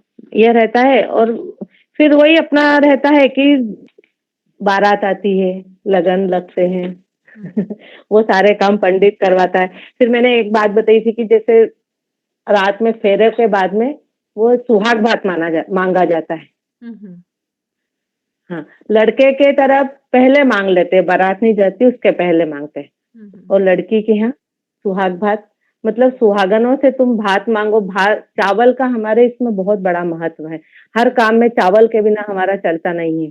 जी। हम 5वीं 10 टन पूछते हैं, उसमें भी खिचड़ी, उसको खिचड़ी का रूप दिया हुआ है कि खिचड़ी बना के गर्भवती को खिलाते हैं, कि वो इतनी सुपाच्य रहती है। इसी तरह चावल का पिंड भी उसी के बनते हैं। ये हुँ। सारी चीजें तो अब क्या रहता है, अब चावल नहीं देते हैं और मिठाई थोड़ी सी रख देते हैं, तो हुँ। सुहाग भात मांगते हैं। पांचों 5 सुहागन देती है या 7 सुहागन देती, तो हमारी माता का सम्मान होता है। जो हमारी कुलदेवी बिठाई हुई है, उस पे घी का हाता दिया जाता है जी। और वहां से घी की लाइन लाते हैं धार और ला वो सब धार लाते हैं, उसको बोलते हैं। और जी, वो सब सुहागनों के पत्तलों पर परोसा जाता है। परोसा जाता है। वो हुँ। मांगती है दुल्हन, माँ जो वरमाएं रहती है, वो हुँ। उसको पकड़ के और बोलती है कि सुहागवंती सुहाग बहद, हुँ, हुँ, हुँ। ऐसा। फिर खिलाते हैं। जब से वो सुहागन भी हो जाती है ना, और हाथा साड़ी खोल साड़ी करते हैं, मैंने पहले भी बताया था कि जो हाथे दिए जाते हैं, वो गवर्नी के रूप में आज वो नए जीवन में प्रवेश कर रही है, हुँ। आज अपने पति के साथ। जी। और इसके बाद में जैसे अम्बा खींचने का बहुत बड़ा महत्व है हमारे इसमें। हुँ। जो बेड़ा रहता है, 5 बर्तन रखे जाते हैं, घड़ा रहते हैं ना, जैसे गुंडी टाइप बेड़ा जो रहता बिल्कुल। है, उसपे आम का एक चित्र बनाया जाता है हल्दी से। हुँ। तो वहाँ जो गौर हमने गणेश पूजा में रखी थी, वही गौर की वहाँ पूजा की जाती है। तो उस गौर को पूरा ढकते हैं। और उसका भी आम का वृक्ष देवताओं के सतयुग से चला आ रहा है, ऐसा नहीं है। हुँ, हुँ। उसका अपने आप में बहुत महत्व है। हर जगह अगर हम सत्यनारायण की कथा भी करते हैं, तो आम के पत्ते पहले लाते हैं। बिल्कुल। ये तो वो आम का बनाया जाता है, उसकी पूजा की जाती है। और लड़की अपनी माँ की कुख की पूजा करती है वहां पर, हुँ, दही और हल्दी डाल के। हुँ। और अगर माँ नहीं रहती तो केवल हल्दी से पूजा की जाती है, दही नहीं डाला जाता। तो वो दादी की कुक पूछते हैं या फिर ताई जी हो, हुँ, रियल मदर हो तो रियल मदर की इसमें। तो जब वो कुक पे हाथा देती है कि आपने मेरे को इतना बड़ा किया है, हुँ, हाँ, जन्म दिया है, तो दामाद उसकी पूजा करता है उस जगह की, हाथा देके। तो अम्बा छिटाने का और उसके 7 फेरे उसके भी लिए जाते हैं, सूत और उससे, जी। नाड़े से। दीवई हाथ में रहती है, हुँ, चारों जन पूजा करते हैं। जी, वधु की मम्मी पापा, दूल्हा दुल्हन जी। चारों हाथ में लेते हैं। तो इसका भी एक बहुत अच्छा गीत है। एक मायरा आता है, मामेरा भी जो लाते हैं पियर से। जी, आजकल पेरावणियों का बहुत ज्यादा प्रचलन हो गया है, पर मैं सबसे एक विनती करती हूँ कि कम से कम केवल पियर की ही पेरावणी ले लो। इस प्रथा को हम बंद करें तो अच्छा है, एक रुपा और एक पेरावणी की प्रथा को। बिल्कुल। तो इसका एक गाना मैं 2 लाइन सुनाऊंगी। जी, जी। जो हम अम्बा खींचते हैं उसका। फुलड़ा तो चणक तू गई वो लाड़कली, अपना दादा जीरी बाग मां, कछु रे टोचा कछु तोड़न लागी, एता आईगा साहेब राय हो, उठ हो लाड़कली बठ हो पालकड़ी, चलो ते अपना देश हो, काय का तिर बाबुल पाळै रे पोसी, काय पिलायो काचो दूध हो, साजन का कारण बेटी पाळै वो पोसी, वरराज का कारण पायो काचो दूध हो, फुलड़ा टोचण तू गई वो लाड़कली, अपना दादा जीरी बाग मां। ये गाना पूरा गाना संभव गवा नहीं सकता मुझसे भी। बहुत सारे मतलब मार्मिक है, मतलब वो विदाई होती है, बिल्कुल। हाँ, उसके पहले का ये गाना है। उसके बाद में जैसे हमारे रीति रिवाजों में आता है, बारात का जाने का टाइम होता है। शादी में तो अब सब अपने अपने हिसाब से गहने कपड़े रखते हैं, वो कोई बात ही नहीं है। वैसे 7 जोड़ का महत्व है, 2 जोड़ हम इसमें 4 चौक की साड़ियाँ रखते हैं जो अष्टवर्गी में रखाती है। अष्टवर्गी के की जो रहती है टोपली, उसका भी अपने आप में महत्व है कि वो जोड़ा बना के वहां से, हमारे इसमें निमाड़ तरफ ही रहता है अपने तरफ की, वहां से वो सुपड़ा ढक के देते हैं उधर से। जी, और उस ऊपर वो दीपक की दोनों वर वधु की जैसी जोड़ी है, ये वांस के बने हुए रहते हैं, इसी तरह इनके वंश में भी ये चलता है। तो जोड़ा बना के ढक करके उसको लाल कपड़े से देते हैं। जी, उसके बाद में विदाई होती है दुल्हन की, सभी को छोड़ के वो अपने ससुराल आ जाती है। उसका भी जो एक गाना है मैं आपको सुनाती हूँ। जी, मात कहे बात भली सुन वो सुंदरी, लक्ष्य दही लाज तो वधार जे वो स्याणी, कूड़ ना लजाव जे। मात कहे बात भली सुन वो सुंदरी, लक्ष्य दही लाज तू राख जे वो स्याणी, कूड़ ना लजाव जे। ससुरा जी का सामना झीणी झीणी बोल जे, सासू जी को मान तू बढ़ावजे, वो स्याणी कूड़ न लजावजे। इस तरह और भी बहुत सारे हमारे गाने रहते हैं, पर जी, हम वो अभी संभव नहीं है कि हम सब गा सके। जी, इसके बाद में जब घर आते हैं, बारात घर आ जाती है, वहां पर भी जनवासा दिया जाता है जहाँ बारात होती है। जनवासे की परंपरा हम राम जी के टाइम से भी देखते हैं कि उनके शादी में भी जनवासा दिया हुआ था। जहाँ जनवासा, जहाँ इंसान रहते हो, जहाँ पवित्र लोग रहते हो, जन का वास रहता है, वहां पर एक तरह से बारात को रोका जाता है। और शुभ के लिए कि हम पहले घर जाएं, किसी के यहाँ भी रुके थोड़ा सा जलपान, पहले बहुत बहुत दूर से बारातें आती थी, तो एक जलपान के लिए भी कि हम थोड़ा सा रुके, हुँ, घर आते हैं, फिर उसके बाद कथा वथा होती है, काकण दौरा छूटता है। एक वादी का भी गीत है। वादी सासू माँ लड़के की वहाँ वादी, जब मंडप विदाई होती है तो विदाई के पहले सासू माँ वादी छोड़ती है और मंडप के जो तोरण रहता है तोरण छुड़वाती है, दूल्हे से तोरण छुड़वाती है। और जो वर वधु की माँ रहती है, वरमाएं रहती है, वो दूल्हे की वादी जो हाथ में रहती है वो छोड़ती है। जी। और जब बेटी आती है, ससुराल आती है, तो उसकी सासू माँ जो वो उन्होंने गणेश पूजा में गौर रखी थी, उसकी पूजा वहीं पर करवाते हैं मंडप में। और मंडप में उनकी वादी गले में की छोड़ते हैं और उससे तोरण चलवाती। यहाँ से पूजा शुरू होती है, घर में प्रवेश होता है उसका, सभी के आशीर्वाद मिलते हैं, कथा होती है। फिर वही जो चूड़ा चुटकी अपने यहाँ पहनाते हैं, तो इसका भी एक चूड़ा चुटकी का भी अपने आप में एक कारण रहता है कि जो बिछियां हमारे ये एक्यूप्रेशर के पॉइंट हैं पाँव के भी, बिल्कुल। हमारे तो उनको दबा के पहनाया जाता है कि इससे बच्चे जो आने वाली हमारे बच्चे हैं उन पर भी इन चीजों का असर पड़ता है। हमारे यहाँ जो इसका जो वैज्ञानिक कारण मैं जहाँ तक जानती हूँ तो हमारे जो टोज होते हैं, पैरों के जो अंगूठे और उंगलियां होती हैं, उनका होती है संबंध हमारे यूट्रस से होता है। यूट्रस से होता है। इसलिए उसको अगर हम प्रेस करेंगे, अगर हम उसको दबाएंगे तो हमारा यूट्रस, हमारी ओवरीज अच्छी तरह से काम करेंगी।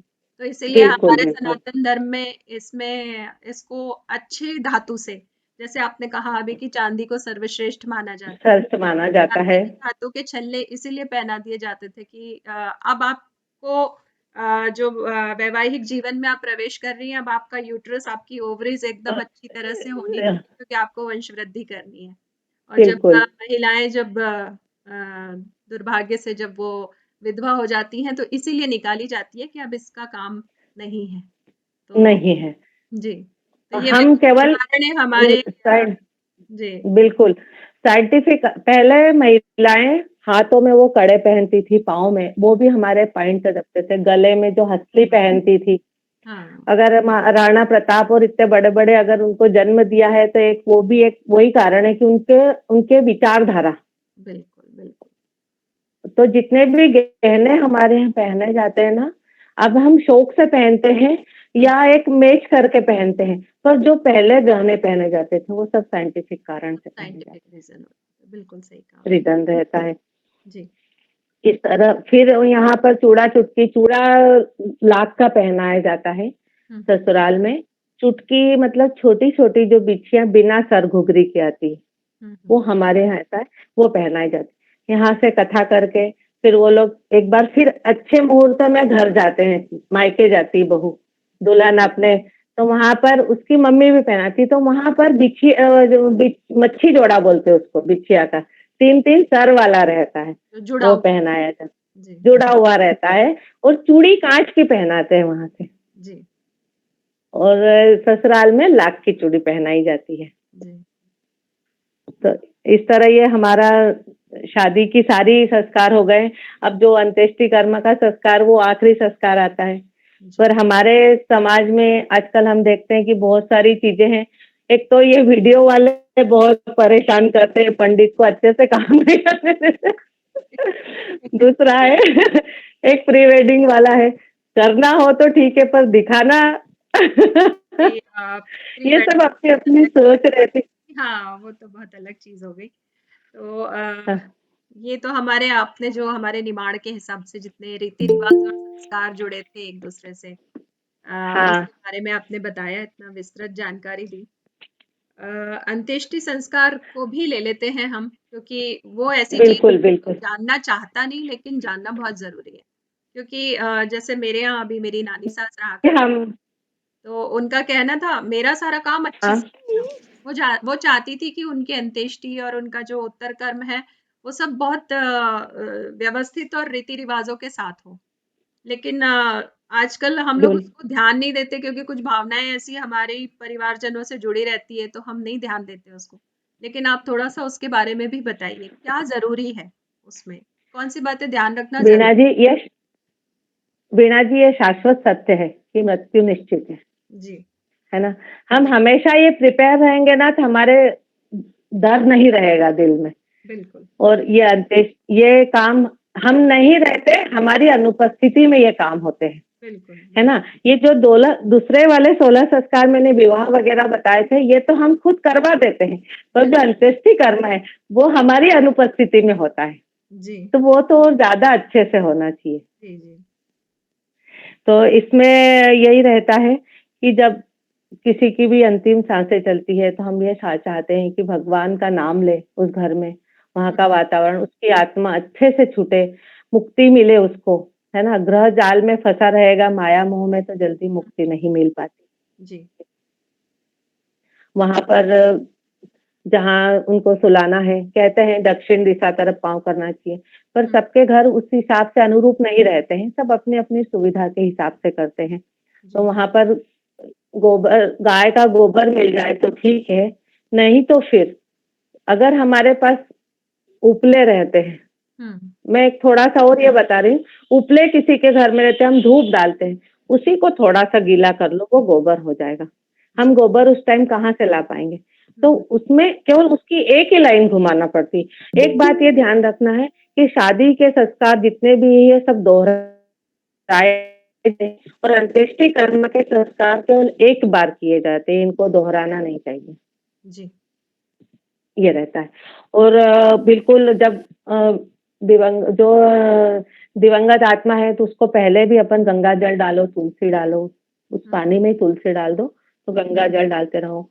बाद में जब उनको मोक्ष मिलता है, वैकुंठ को जाते हैं, तो उनके मुँह में दही, तुलसी का पत्ता, जी, चांदी की रज भी रखते हैं, हुँ, पान रखते हैं अगर सुहागन हो, पंडित हो, उस हिसाब से हम लोग और सारी चीज़ उनके मुँह में रखते हैं, स्वच्छ कपड़े पहनाते हैं, अच्छे शरीर को साफ करते हैं, नीचे जौ और तिल्ली की थोड़ी-सी वो डालते हैं, कोई दूसरी आत्मा वहाँ पर नहीं है, दीपक जला देते हैं। अग्नि को साक्षी मान के ये काम भी किया जाता है। जी, अगर किसी के घर कोई गमी होती है, तो बाहर भी अग्नि जलाई जाती है।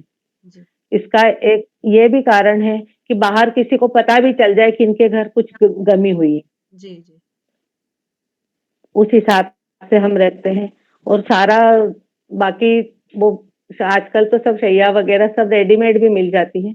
उस पर वही काठी वगैरह जो भी बिछा के व्यवस्थित उसको तैयार की जाती है, कोरे कपड़े पहनाए जाते हैं। यहाँ पे फिर अगर दिवंगत आत्मा महिला है, सुहागन है तो उस हिसाब से उसका किया जाता है काम। हुँ, अगर विधवा है तो वो ब्राह्मण का रूप लेती है। हुँ, सारे काम ब्राह्मण जैसे किए जाते हैं उनके। जी, अब बहुत सारी अंदर की बातें भी रहती है, वो तो हम खुद देखते हैं तब पता चलता है। हुँ, हुँ, अंदर मतलब एक तरह से महिलाओं को भंडारा किया जाता है, उसमें कुछ राशि रखी जाती है, पहले चवन्नी रखते थे, अब आजकल 1 रुपया रखते हैं, जो भी अपने को मिल जाए, जी, अच्छे से सुहागन को तैयार किया जाता है, मेहंदी वगैरह 16 श्रृंगार पूरे किए जाते हैं। जी, और जब कोई जेंट्स रहता है तो उनको पंडित बनाकर हुँ, हुँ, पूरा चंदन वाला लगाकर उनकी भी पूजा की जाती है। कहीं-कहीं पर क्या होता है वीणा जी कि चावल के पिंड बनते हैं अच्छा, और कहीं आटे आटे के बनते हैं, उसको कच्ची कुलर के कहते हैं। तो चावल के पिंड बनते हैं तो घर पर ही बाल दिए जाते हैं, नहला के तौले में सब बनाना पड़ता है। अच्छा, पिंड से चावल का यहाँ महत्व आया और जो कच्ची कूलर के पिंड बनते हैं उसमें गेहूं के आटे में थोड़ा सा गुड़ घी और उनको दूध से उसमें एक एक सिक्का रखा जाता है अच्छा, और उनको लड्डू बनाए जाते हैं। अच्छा, तो इसमें जहाँ जहाँ ये चीज होती है वहां जो अग्नि देने वाला रहता है उसके बाल घाट पर ही निकलते हैं अच्छा, और जब चावल के पिंड बनते हैं उसमें थोड़ी सी जौ तिल्ली भी डालते हैं और उनके बाल सारी क्रियाएं यहीं होती है। घर पर ही होती हाँ, है, अच्छा, वहां पर जाते हैं जो अपने यहाँ जो बुजुर्ग लोग रहते हैं उस हिसाब से उनकी अंत्येष्टि कर्म कराई जाती है। एक हुँ, कपाल क्रिया का बहुत महत्व है। जी, कपाल क्रिया एक बहुत बड़े बांस में एक लोटा बांधा जाता है, उसमें घी रखा जाता है। तो अपनी मस्तिष्क बहुत मजबूत रहता है हुँ, ऐसे, हुँ, हड्डियाँ। ये उस तो इसमें घी डाला जाता है कपाल क्रिया में। हुँ, तो ये ब्रह्म हत्या का एक दोष रहता है। अच्छा, जो अग्नि देता है उसको 10 दिन इसीलिए बिठाता है कि आप ब्रह्म हत्या से जब ही आपको मुक्ति मिलेगी। विवाह संस्कार कपाल क्रिया का ये रहता कपाल क्रिया करने के कारण ब्रह्म हत्या के समान पाप माना जाता है। जी। पाप माना जाता है उसको। लेकिन उसका कर्तव्य है तो करना तो है उसको। उसे बाहर निकालने के लिए 10 दिन के सूतक पे 10 सूतक पे डालते हैं। जी और हम उस दिवंगत आत्मा का आखिरी काम कर रहे हैं ना। आजकल हम सुनते हैं कि 3 दिन का सूतक का, हमारे मतलब कुल में तो है ना, परिवार में तो है ना। हम किसी कहते हैं ना कि जैसे हमारा हार्टली जैसे रिश्ता रहता है, तो आपकी मम्मी आपको याद करेगी तो आपको लगेगा, है ना, आपके जिन्स में वो चीजें है ना, जिन्स में वो चीजें, तो फिर वो भी तो बिल्कुल 10 दिन जो दाह क्रिया करता है उसको अलग बिठाया जाता है। फिर इसमें कुलर के पिंड विंड बनते हैं। फिर वो रीत भात का जैसे रहता है कि अगर पुरुष शांत होता है तो महिला सारा काम करती है। फिर वहाँ हाथे का काम हो जाता है, हल्दी घोल के किया जाता है। इसमें उल्टे हाथे लगते हैं। अच्छा हमें शादी में हम कभी भी चढ़ते हुए करेंगे, हम परछने का काम करते हैं, एक नजर उतारना रहता है ना शादी के टाइम पे, हम्म तो हमेशा चढ़ते हुए करते हैं। हम्म और जब ये अंत्येष्टि कर्म के हाथे हमेशा उतरते हुए लगाए जाते अच्छा दो दो फिर हैं, एक उल्टे मतलब। हाँ नहीं, वैसे तो उसमें भी लगते हैं पर ये नीचे जाते हैं, ऊपर से नीचे ले जाते हैं। और जी जो शुभ कार्य के रहते हैं ना वो नीचे से ऊपर लाए, हम चढ़ते हुए क्रम में रहते हैं और ये उतरते हुए। हम्म, जी ये नई जानकारी और जी हाँ, हम दलवाई में भी करते हैं तो 2 नीचे फिर एक देते हैं ना, हम्म ऐसे चढ़ते क्रम में कि हम नई नई सीढ़ियाँ चढ़ रहे हैं, बिल्कुल ये रहता है। और अंत्येष्टि कर्म में सारे काम ऐसे होते हैं, जी इस तरह से ये किया जाता है। ले जाते हैं उनको, फिर वही महिलाओं का जो काम रहता है वो करते हैं। इस तरह 10 दिन रहते हैं। पर इसमें उठावना रहता है, उस दिन से कुछ कार्य काम शुरू करते हैं। पहले क्या रहता था, इतने सारे कैटरिंग वगैरह नहीं रहते थे, घर पे इतने अनाज वगैरह भी वो लाते थे, तैयारी करते थे। उठावने के बाद में सामान लाना शुरू करते हैं, चिट्ठी फाड़ते हैं उसको बोलते हैं, जी चिट्ठी लिखते हैं और भेजते हैं। लोगों को और लोगों को सूचना, जो नहीं आ पाते या जो आते हैं बैठते उनको सूचना दी जाती है। जी और इसके बाद में हम एक कौलिया करते हैं, मतलब मृत आत्मा के लिए खाने का हमारी भावना से हम जो देते हैं। तो एक कौले का गुरु 5 दिन का करो, 7 दिन का करो, जैसे 10 दशा तक के पहले 9वें दिन में अपने खत्म, उठावने के बाद शुरू किया जाता है। अच्छा उठावने के हाँ, बाद से 9वें दिन शुरू किया, हाँ, 9वें दिन तक करो। हाँ, तो उसमें एक कौले में क्या, एक बार का जो आपको सामान दे दिया। फिर मैं बोल रही, अंत्येष्टि में कोई भी काम को दोहराना नहीं चाहिए। शुभ कार्य में चूल्हा कोटी का मुहूर्त अपन 2 बार करते हैं, एक गणेश पूजा के पहले करते और एक पहले करते। जी उसमें हर काम दोहराया जाता है, डबल करना, शुभ कार्य अच्छे, और इसके सारे काम एक एक बार किए जाते हैं।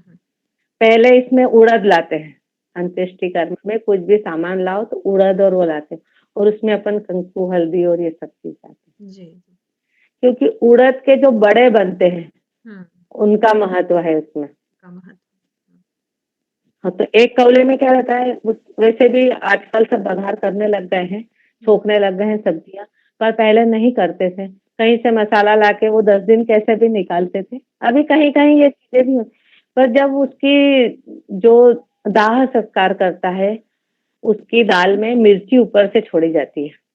अच्छा ब- बघार में मसाला नहीं खा उसको एक, हाँ, और बाटी बनती है। अब जिससे जो फिर समय के हिसाब से अगर किसी से रोटी खवाए को जो भी हो, अब तबीयत उनका भी रहता है ना आजकल, पर इसमें स्पेशल बाटी बनती है और चूरमा बनता है थोड़ा सा, एक बाटी का, जी और वो भोग में ऊपर रखा जाता है उनके निमित्त।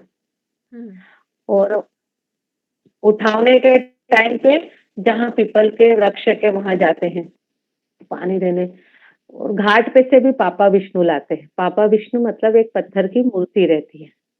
विष्णु जी के कितने रूप है ये देखो, है ना, वो लाते हैं और वो वहाँ पीपल के वहां रखते हैं। भगवान हमेशा शमशान में भी अपने साथ रहते हैं, ये सोचो। जिससे मटकी को फोड़ी जाती है, जिस पत्थर से, और उसमें पानी लेके जो घूमते हैं, उस पत्थर को पापा विष्णु कहते हैं। उसको पीपल के वृक्ष पे लाके रखते हैं वहां नीचे। तो जिसने अग्नि दी है, दाग दिया है, वो रोज दर्शन करने जाता है, बिल्कुल। है ना। और एक कौले का भी हो गया, ये इनको करना पड़ता है। फिर वही दशहरा के रोज घर का शुद्धिकरण करो। एक ये रहता है, अभी हमने कोविड में भी देखा कि 10 दिन रखते थे, 9 दिन रखते थे अपने इसमें। जब प्रसूति होती महिला, गर्भ बच्चा होता है, वो भी एक 10 दिन का सूतक रहता है। मतलब जो अपने कीटाणु रहते हैं वो खत्म हो जाते हैं, खत्म हो जाए। है ना। सब सारी चीजें साइंटिफिक कारण से रहती। साइंटिफिक। अगर दिवंगत आत्मा अगर गई है, अगर वो किसी बीमारी से गई है, तो हम घर को शुद्ध इसीलिए करते हैं 10वें दिन, कि सारे कीटाणु खत्म हो जाए। बिल्कुल। हाँ, और पहले और पूरा जमाने उधर में कोई डिसइंफेक्टेंट नहीं थे, डेटॉल्स नहीं थे, इतनी साफ सफाई नहीं हो पाती थी, तो इसलिए उनको हाँ, अलग कर दिया जाता था कि सूतक सूतक का नाम वही है कि आपको जो इन्फेक्शंस होते हैं उससे बचना है, उनसे बचना है। चाहे पहले जिंदगी हो या मृत्यु हो, आपको कुछ भी इन्फेक्शन हो, से बचाने के लिए सूतक नाम दिया गया है। पहले गाय के गोबर का महत्व कितना था, उससे जी। घर आंगन लिपे जाते थे, गौमाता छीटा जाता था। वो एक अपने आजकल के लिए सैनिटाइजर का ही काम करता था पहले, वो बिल्कुल। सैनिटाइजर था वो। अच्छा, 10वां दिन आता है, उस रोज टोपला निकलता है। हम्म। अब देखो, फिर एक बात बताओ, जब बच्चा होता है ना, उसको नहला के सूप में रखते हैं, सुपड़े में रखते हैं, 7वें दिन जब सूतक निकलता है ना। जी। जब बारात जाती, जब अष्टवर्गी तैयार होती है, वो फिर काहे की रहती है? फिर बांस का टोप बांस तो का इसमें भी, हाँ, और दशा का टोपला निकलता है, जी। उसको भी टोपला बोलते हैं। इसलिए शादी में उसका नाम अष्टवर्गी रखा गया है, टोपली का नाम। टोपली नहीं बोलते, अष्टवर्ग। हाँ, अष्टवर्ग की चीजें, उसमें हम 8 तरह की चीजें, 10 तरह की रखते हैं, अष्टवर्गी बोलते हैं। तो हम्म। इसमें जो 10वें के दिन है ना, हमेशा 5 कंडे उसमें रखे जाते हैं। पापा विष्णु जो वहां से लाए थे, वो रखा जाता है। जी। उसके बाद में गोबर, गोमाती, तुलसी पत्र, दूध, दही, बांस का टोपले में सब सामान रखते हैं, उड़द का आटा। और ये पंडित जी वहां घाट पर पूजा करवाते हैं। बाल वाल हम्म। होता है। अब ये जो पापा विष्णु, ये दशा तक रहता जी। है ना। उसके बाद में सालग्राम जो आते हैं, हम्म। है ना, काली जो भगवान की मूर्ति रहती, गंडक की नदी में मिलती है जो, है ना। जी। 11वें से हम शुद्ध हो जाते हैं। जी। 11वें दिन से तब तांबे की थाली में सामान रखा जाता अच्छा। है ना। इसमें तांबे की थाली रहते हैं, 5 पत्तल रखते हैं उसमें, विष्णु भगवान वो जो वो रखते हैं। फिर गोबर, गोमाती, दूध, दही, यह सामान सब रखते हैं। और विधि वैसी रहती है जैसे दशा का टोपला ले जाते हैं। इसमें भी महिलाएं सुबह से जैसे ले जाते हैं, उसके बाद ही सारा काम शुरू करती है। और 11वें के दिन भी पर हम शुद्ध हो जाते हैं, थोड़ा शुद्ध हो जाते हैं 11वें के दिन। जी। 11वें के दिन से चावल बनना शुरू हो जाते हैं। हम्म। पिंड जब शुरू हो गए, पिंड 10 बनना शुरू हो गए, तो फिर चावल खाना भी शुरू हो जाता है। हम्म। और फिर बघार करना, ये सब शुरू हो जाता है, दशा तक नहीं रहता है। जी। और अपनी सुविधा के हिसाब से, कभी कोई घाट पे नहीं, नर्मदा नहीं मिलती, नदी नहीं मिलती, तो आजकल सब मंदिरों में जहाँ सुविधा रहती है वहां कर लेते हैं ये कार्यक्रम। जी। फिर 12वें की पूजा पंडित जी द्वारा कराई जाती है। और ये पूजाएं भी पंडित के द्वारा कराई जाती है, 11वें की। और ये सब 12वें की पूजा में अगर मृतक सुहागिन है, हम्म। तो उसकी 12 गवर्नी जिमती है, जी। 12 पियर में भी जिमती है, 12 ससुराल में भी जिमती है हम्म। 12वें के दिन। जी। और सब जो अपनी स्वेच्छा से जो बनता है वो देना चाहिए, एक को संपूर्ण देना चाहिए। हम्म। अगर पुरुष रहता है या विधवा महिला रहती है, तो उनके ब्राह्मण जिमाए जाते हैं। हम्म। तो जो भी आजकल 12वां 13वां इकट्ठा करने लग गए हैं, तो 12वें में नाश्ता के, पर इसमें बड़े बनाए जाते हैं। उड़द का जो आटा रहता है ना, उसको पीस के बड़े बनाए जाते हैं। जी। तो आपको जो नाश्ता है, बड़े भले ही से ऐसे होठ को लगाओ, पर आपको उनको लेना है, खिलाना है। जो ब्राह्मण खिलाना है ब्राह्मणों को। उनको खाते नहीं है वो, पर एक रखते हैं कि आज से ये सब अब शुभ काम, ये बड़े का मतलब उड़द के बाद में हमारा सब शुभ काम शुरू हो जाएंगे ये खाने के बाद में। ब्राह्मण पूजा वूजा करवाता है, पिंड बनवाते हैं। हुँ, उनकी पूजा की जाती है व्यवस्थित। फिर वो एक सुपारी कुंभ फोड़ना, गाड़गा जैसे एक मटकी रहती है, फिर यहाँ पर जी। छोटे छोटे से अपने आते हैं। करवा चौथ पे अपन लेते हैं ना, वैसे बिना उसके आते हैं। हुँ, तो वो बाहर पंडित द्वारा पुड़वाया जाता है। और डेल जो एक हमारे कमरे की, एक घर की किचन की एक देहली रहती है, उसको जो अग्नि देता है या परिवार के सदस्य उसको लांघते नहीं है, अंदर किचन में नहीं जाते, तो उसपे सुपारी फोड़ी जाती है, जी। बड़ी वाली सुपारी पंडित द्वारा। मतलब आज के बाद ये सुपारी फूट गई, अब तुम अंदर जा सकते हो, तुम्हारे सब काम अच्छे कर सकते हो। उस रोज से गणपति जी की और भगवान की पूजा शुरू हो जाती है। दैनिक दिनचर्या शुरू 10वें करने का। दैनिक जरिया, 10वें के दिन पापा विष्णु, 11वें के रोज सालग्राम और 12वें 13वें के रोज हमारे लड्डू गोपाल की और गणपति की पूजा होती अच्छा, है। ऐसा रहता है। जी। और अपनी इच्छा अनुसार जो भी दान करना हो, इसमें पथ रखाते हैं, 5 पथ। उसमें अगर सुहागन स्त्री हो तो उस हिसाब से साड़ी वगैरह ये रखते हैं, ब्राह्मण होता है तो उस हिसाब से रखा जाता है। पर हुँ, कुछ चीजें इस पर रहती है कि जो एक व्यक्ति को देने में लगती है, कि थाली है, लोटा है, ग्लास है, प्लेट है, छाता है, चप्पल है, कुछ, तो ये सारी चीजें एक पथ, मतलब उनके निमित्त दान किया जाता है हुँ, हुँ। मृतक के उसमें। तो वो 5 रहते हैं, उनकी ज़रूरत का सामान जो ज़रूरी रहता है। बेसिक जो ज़रूरतें होती है उतना सामान उनको दे दिया जाता है। कोई गरुड़ पुराण बिठाता है हुँ, हुँ। उनकी इसमें, कि जो मृतक आत्मा गई उनकी शांति का हो, या उस बहाने हमको पता चलता है कि मरने के बाद क्या क्या होता है। वो तो चली गई, हुँ, हुँ। है ना, वहां पर क्या होता है ऊपर, हमको स्वर्ग नर्क। एक बात मेरा ऐसा मत है कि कोई स्वर्ग नर्क, हम यहाँ रह रहे हैं ना, सब यही है ना। हम अगर अच्छी जिंदगी जी रहे, खुश होकर रह रहे, हमारा नजरिया सबको देखने को अच्छा है, तो यहाँ स्वर्ग है, स्वस्थ है। सबसे पहले तो पहला सुख निरोगी काया, बिल्कुल सही। तो यही स्वर्ग है। हम अगर हमारे मन में थोड़ी सी भी कुछ आई बेईमानी, तो भगवान सब यही दिखाता है। बिल्कुल फिर सही। हमारे कुछ पूर्व जन्म के कर्म भी रहते हैं। जी। और इस तरह 13वें का काम भी किया जाता है। उस रोज मंगल श्राद्ध उसको बोलते हैं, उस जी। रोज धूप डाली जाती है। हुँ, हुँ। इसके बाद में घर के सदस्य अच्छे शुभ कार्य में जाने आने के पहले दूसरे डेल का कार्यक्रम होता है, हुँ, हुँ। कि पियर जाओ, या कुछ हमारे अपने कोई परिचित हो, नहीं कोई हो पियर दूर हो तो हमारे परिचित हो, उनके घर अगर वो ले जाए हमको, तो जी। बस मिठाई जो भी खिला दो। वहां घर पर तो दूसरी डेल की जाती है, तो मिठाई लाते हैं। उस रोज से तेल सिर में लगाया जाता है, हुँ, हुँ। जो भी काम है वो सब किए जाते हैं। उसके बाद 1.25 महीने बाद दूसरे डेल का कार्यक्रम होता है, जी।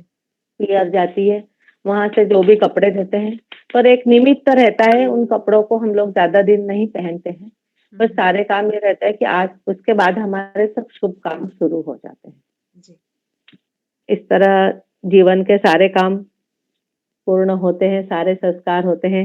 हो सकता है कुछ छूटे भी हो जी। समय की नहीं, आपने है जो ना। बताए हैं संस्कार गर्भाधान से लेकर के और अंत्येष्टि तक, ये सारे हाँ हमारे निमाड़ जो क्षेत्र है उसके हिसाब से बताए हैं। हाँ सनातन दीदी। थोड़े से अलग होते हैं। तो हाँ लेकिन हम जानना चाहते हैं हमारे जो रीति रिवाज हम जानना चाहते थे कि किस तरह से करते हैं। जो आपकी पुस्तक में आपने जिनका विवरण किया है, तो आपने बहुत अच्छे तरीके से समझाया है और बहुत सारी चीजें नहीं पता थी। मुझे लगता है जो बुजुर्ग जो महिलाएं हैं, वरिष्ठ हैं हमारे, वो तो सब जानते होंगे, पर हमारी पीढ़ी इतना नहीं जानती। जैसे बचपन की जो यादें हैं उतना तो है हमारे पास, लेकिन जब आपकी जो किताबें हैं उससे हमारा और ज्ञान बढ़ेगा और हम चाहेंगे कि हम उनको पढ़ें और उनसे हम सीखें कि हमारे पूर्वजों ने क्या-क्या रीति रिवाज बनाए हैं, और कोशिश करेंगे उनको वैज्ञानिक तथ्य पे से जोड़ करके अपने बच्चों तक पहुंचा सकें। तो अंजू जी, बहुत अच्छा आपका कार्यक्रम रहा। पूरी आपका जो वक्तव्य रहा वो बहुत ही सुंदर तरीके से आपने समझाया, और मुझे लगता है शायद जी किताब पढ़ने में धन्यवाद। और ज्यादा आनंद आएगा। बहुत ही सुंदर बिल्कुल। जी। हाँ वीणा जी, पुस्तक निकालने का मेरा एक कारण मैं पहले भी थोड़ा बताया था, कि हमारे बच्चे जो बाहर हैं जी। उनको इस चीज की जानकारी नहीं है। सारे जो पंडित का काम पंडित करवाता है, पर पांचवी छठी ये हमको ही पुजवाना पड़ती है, गोद भराई है, ये सब चीजें। तो मैं इसीलिए मैंने ये पुस्तक निकाली कि हमारे बच्चे कुछ संस्कार तो इससे बिल्कुल, बिल्कुल। कुछ काम अच्छे करें। बिल्कुल सही। अब इसमें जैसे आपने माता की और ये रीत की बात की, वो अब आजकल बहुत मुश्किल हो गया है, क्योंकि बहुत जगह की मुश्किल बहुत है। कमी हो गई है और धर्मशालाओं हाँ, से, मैरिज हॉल से हम लोग शादियां करते हैं, तो वहां तो वैसे ही कपड़ों की बिल्कुल। होती है। तो ये तो बहुत ही कम हो गया है, लेकिन कम से कम हम हाँ, पढ़ें और हमको जानकारी तो मिले कि कैसे की जाती थी पहले। हाँ, इसके लिए आपकी किताब बहुत उपयोगी है और बिल्कुल। भारत में एक चीज और जी, एक चीज मैं और बताना चाहती हूँ जी। कि जो जसवा मतलब जो पीरियड से रहती है, हुँ, उसको 10 दिन तक हुँ, माता नहीं पूजना, 10 दिन के बाद पूजी जाती। और जो प्रसूता रहती है, मतलब जिसको बच्चा हुआ है, जिस महिला को, वो 3 महीने बाद पूजती है। अच्छा। तब तक अपनी जो चाँद माता के पूरी कुलदेवी, होने के मुझे लगता कुलदेवी का ये रहता है नियम जी, जी, जी। कि 10 दिन बाद वो माता पूजती है, और जो प्रसूता रहती है वो 3 महीने बाद पूजती है। अगर परिवार में शादी-ब्याह है और माता पूजा तो इस बात का ध्यान रखना चाहिए। नहीं ध्यान रखते हैं, जी, नहीं पूजने देते उनको। जी। बहुत छोटी-छोटी सी बारीक-बारीक चीज़ें आपने जो बताई है बहुत ध्यान रखने लायक है। बहुत अच्छी जानकारी आपने दी, बहुत विस्तार से आपने समझाया जो हमारे धर्म के हिसाब से जो हमारे रीति-रिवाज को आपने बहुत अच्छी तरह से बताया। और अब मैं दीदी मेरे को एक बात पूछना है। जी, मैं जी, प्रश्नोत्तर की तरफ जाती हूँ। जिनको प्रश्न पूछने हैं अगर अंजू जी से आज के सेशन के बारे में या उनकी किताबों के बारे में, तो आप लोग कृपया एक-एक करके पूछिएगा। या तो कैमरे पर हाथ ऊपर करिए या फिर चैट बॉक्स में लिखिए। जी, ब्रजलता जी शर्मा। जी, पूछिए। हाँ, मैं ये पूछ रही हूँ कि पिंड कितने बनते हैं? पिंड जो पहले दिन रखते हैं वो 5 बनते हैं। हाँ, तो उसमें हाथ में 2-2 दिए जाते हैं। एक कोई के यहाँ अलग-अलग रिवाज रहते हैं। कोई जैसे वहां पर जहाँ मृतक को सुलाया गया है, तो वो कपड़े से हाथ में बांधे जाते हैं। जी, एक दहली के बाहर दिया जाता है, और एक जब वहां उनको शैया पे सुलाया जाता है वहां दिया। और कोई साथ बनाता है कि एक उसमें बाल्टी मटकी में रखा जाता है, अच्छा, बाल्टी में ले जाते हैं। पर हमारे मैंने जहाँ से जानकारी ली है वहां के हिसाब से यही है कि जो इधर उधर देते हैं तो वो ऐसे ही गिरते हैं, तो 2-2 पिंड हाथ में कपड़े से बांधे जाते हैं और एक सिरहाने रखा जाता है।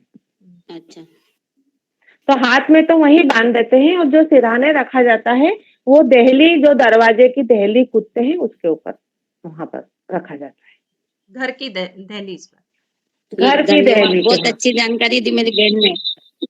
हाँ। धन्यवाद। बहुत-बहुत और फिर हर धन्यवाद दीदी। जगह के जी बिल्कुल, आपका भी धन्यवाद। आप वहाँ आए, पे तो आपने अलग-अलग कार्यक्रम रीति-रिवाज अटेंड। सबके रहते हैं ना। हाँ, कुछ थोड़ा अंतर आ जाता है। वहां पर फिर क्या रहता है, जो घर वाले जो बोलते हैं वो सुनना भी पड़ता है।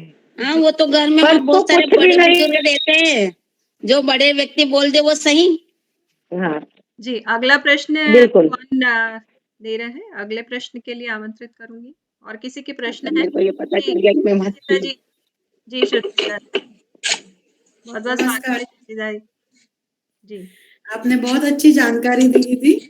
मुझे जी, आपकी पुस्तक उपलब्ध होगी शादी ब्याह वाली? हाँ बिल्कुल, मैं अप्रैल तक नया संस्करण लाने का सोच रही हूँ। अच्छा, उसके बाद? हाँ, अभी फरवरी में मेरे बेटे की शादी है, तो मैं समय नहीं दे पाऊंगी इसको। जी, तो जी। मैं कुछ, हाँ, फरवरी के बाद में मैं, अब मुझे इसको छपवाने में 1 महीना तो लग ही जाता है। जी, जी, जी, जी। तो प्रेस में से मेरी आती है।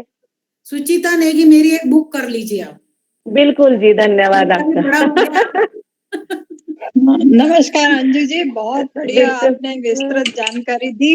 जी, और धन्यवाद। एक चीज नई बताऊंगी, मेरे पिताजी काशीनाथ जी अमलाते हैं, उन्होंने भी वैवाहिक विधि और हमारे जो संस्कार हैं उसकी एक पुस्तक लिखी है। अरे वाह, क्या बात है। हाँ, है ना। बहुत अच्छी आप पुस्तक है वो भी। हाँ, तो अब इसके आगे मुझे कुछ बोलना ही नहीं है। देखो, अगर तो पुस्तक इस मैंने छापी है ना, तो मैंने कितनी जगह से सारी चीजें इकट्ठा इकट्ठी की की। होगी। हाँ, हाँ, पर अब हमने यही भी मैंने भी इसमें पूरा सहयोग दिया, जितने वो जो बने हुए हैं वो सब मैंने ही बनाए हैं, हाँ और बिल्कुल पूरी मतलब टाइपिंग से टाइप की है मैंने एक एक शब्द। मैंने इसीलिए तो आपको बताई कि अब आप वो तो आप नाम पढ़ आपका नाम सुनते है ही, इसमें। और आप हमारी समधन हो खरगोन के हिसाब से, जी, अंजू दीदी पहचानते हो कि नहीं? महिलाएं इधर चैट बॉक्स में लिख रही हैं, उनको किताब चाहिए, तो मुझे आपका नंबर बोल दीजिए, मैं हाँ जी, टाइप कर देती हूँ चैट बॉक्स में। जी, और हाँ बिल्कुल, मैं आपको नंबर बोलती मेरी हूँ। पुस्तक भी अगर कोई को चाहिए हो तो वो भी आप पूछ लेना। मैं बिल्कुल का बिल्कुल। नंबर लिख के फिर आपका नंबर लिख देती हूँ, तो जिसको जहाँ से इस चाहिए। जी, अंजू दीदी नंबर ये इसमें इसमें दो तीनों जगह की जानकारियां दी हैं, पर मुआने का ज्यादा है इधर रीति रिवाज, है ना? आपने पढ़ा हाँ होगा। वो कोई नहीं, एक मालवा निमाड़ और मोरना साइड में थोड़ा थोड़ा अंतर आता है, हाँ, पर ज्यादा वो अंतर नहीं कोशिश आता, की है, पर पिताजी ने हम कोशिश की है कि तीनों चीजें बताएं। बहुत अच्छे, हम्म। बिल्कुल बिल्कुल। वीणा जी आप नंबर नोट कर लीजिए। जी, मैंने डाल में ज्यादा आप अंतर नहीं पापा लगा की अमलाथी जी की पुस्तक बहुत अच्छी है। अंजू जी हाँ, नमस्कार। ज्यादा अंतर नहीं। वीणा जी आप नंबर नोट, हाँ, मैंने नंबर बिल्कुल डाल दिया। नमस्कार। जिनको भी अंजू दीदी से, 9, जी मैंने डाल दिया है दीदी, जिनको भी अंजू जी से जी जी संपर्क ओके। करना हो उनका नंबर मैंने चैट बॉक्स में डाला है, आप लोग एक बार फिर से देख लीजिए। दीदी चैट आप बॉक्स एक बार में बोल दीजिए ना, आप भी एक बिना बार बोल दीजिए। ग्रुप मैं पे नंबर डाल बोल देना, रही हूँ, आप चैट लोग बॉक्स म्यूट तो करके बंद हो जाता है। पाएंगे। हाँ, आप लोग बिल्कुल म्यूट बिल्कुल। रखिए, मैं बोल रही हूँ नंबर, सभी लोग म्यूट कर लीजिए। नहीं सुनो, उस पे ग्रुप पे भी डाल देना ना। जी जी बिल्कुल। हाँ। 9754783730 और चैट बॉक्स में भी लिखा हुआ है अंजू दीदी का नंबर। और सुनीता आंटी आपका भी नंबर बोल दीजिए। हाँ, बोलती हूँ।